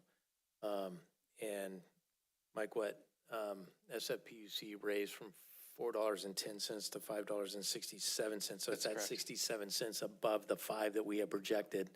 And you can see in the presentation this evening that SFPUC does not kind of straight line their projections for their rate increases, 1%, 2%, then a big 8%. We have to manage it so we can kind of keep our rates, steady. So we don't have those, large increases. So that's kind of what we're projecting as well. It's difficult. Okay, thank you, city manager. Councilmember Rinaldi. Thanks, Mayor Fung. Just wanted to mirror Vice Mayor Hullaber and fellow council member Bob Wynn's comments regarding the rate hike. I would hate to kick the can down the road. I think that's what got us in trouble quite a few years ago, where Vice Mayor Hullaber mentioned a double-digit increase. Also, one of the most common complaints that I get from residents revolves around pavement or roads. And our one dig policy only goes so far. So to think that we're going to stretch things out an additional 3 years on these one dig policies, kind of leaning towards that 7% increase. And also, Mayor, just to make one other clarifying comment, is that when these rate increases are set, they're set as maximum rate increases. It doesn't lock in necessarily, whether it's 6%, 7%, whatever. The council does have the potential, the opportunity, if there's a severe recession or if PUC doesn't increase their rates the way that it's currently projected, we could for increases, or we could do less than 7% if it's works out at that time. So we're not obligating ourselves to whatever the rate increase is that's presented here. Okay. I mean, perhaps you can help a little bit, Mr. Sung and Sam. The capital project that's lined up here, we have a certain amount of capital spending plan here in the next few years. How are we looking? And how urgent these things are? Definitely the water tank is a big priority. So we're looking, as you see there, it's about $4.4 million. But then like in 25, 26, it's a lot of water main replacements, and definitely those are big ticket items and that need to be done. Just looking down, Larkspur Pump Station rehab. All these are pretty high priority projects. So, but this tank at $4.5 million, that is really a high priority up on the hill.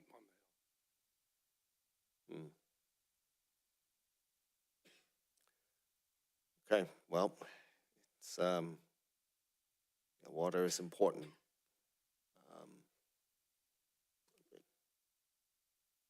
Anyone want to make a motion?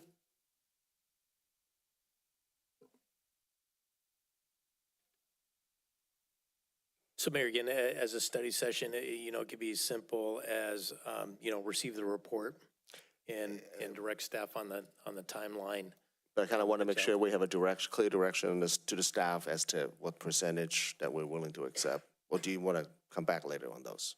Well, I think based on the discussion, we can come back. You don't have to make a decision on that this evening. Okay, I mean, all it's kind of clear, what we will present in 2 weeks, and then for the Prop 218 vote. But that will be the appropriate place and time for the city council to actually take action and direct staff on the rates. Okay. All right. So we'll make a motion to accept the report as it is.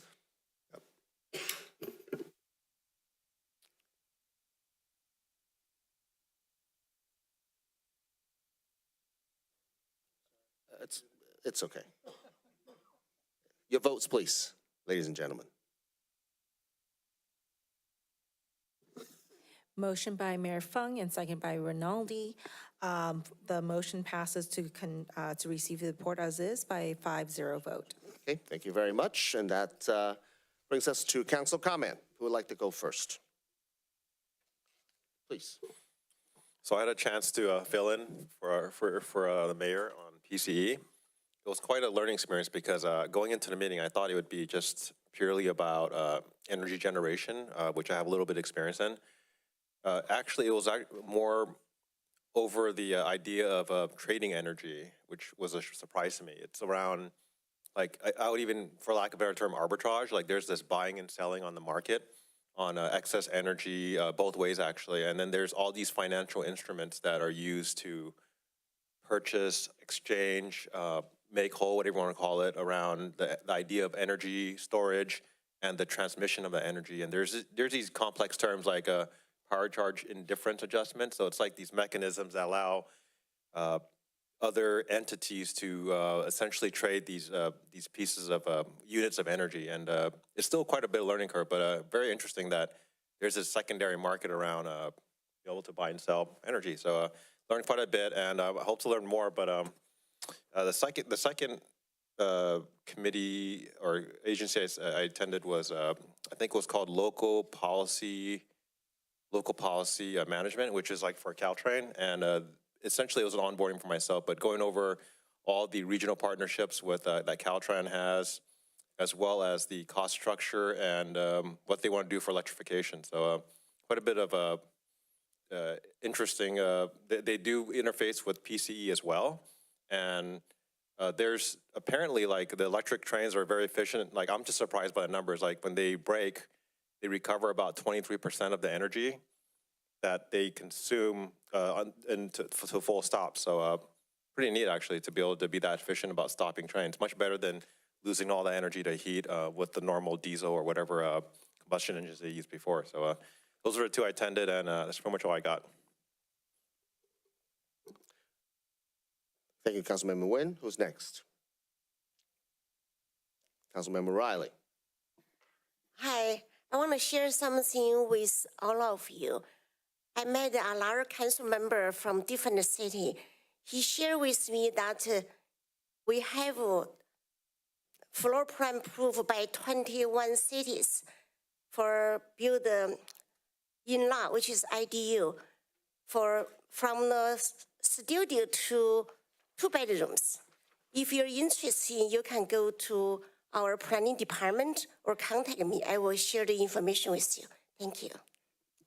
Thank you, Councilmember Riley. Anyone else? Councilmember Rinaldi. Keep the comments brief today because I think we're running up on 5.5 hours together. But just want to thank the public for all their comments today. Really appreciate the engagement and all the folks that came out. Also throughout the week, want to thank the folks on Saturday that came out to the listening session, gave both our City Manager Williams, myself, and Head of Public Works, Sam Baptista, quite a bit to think about, and really appreciative of their comments. Other than that, that's about it for tonight. Thanks.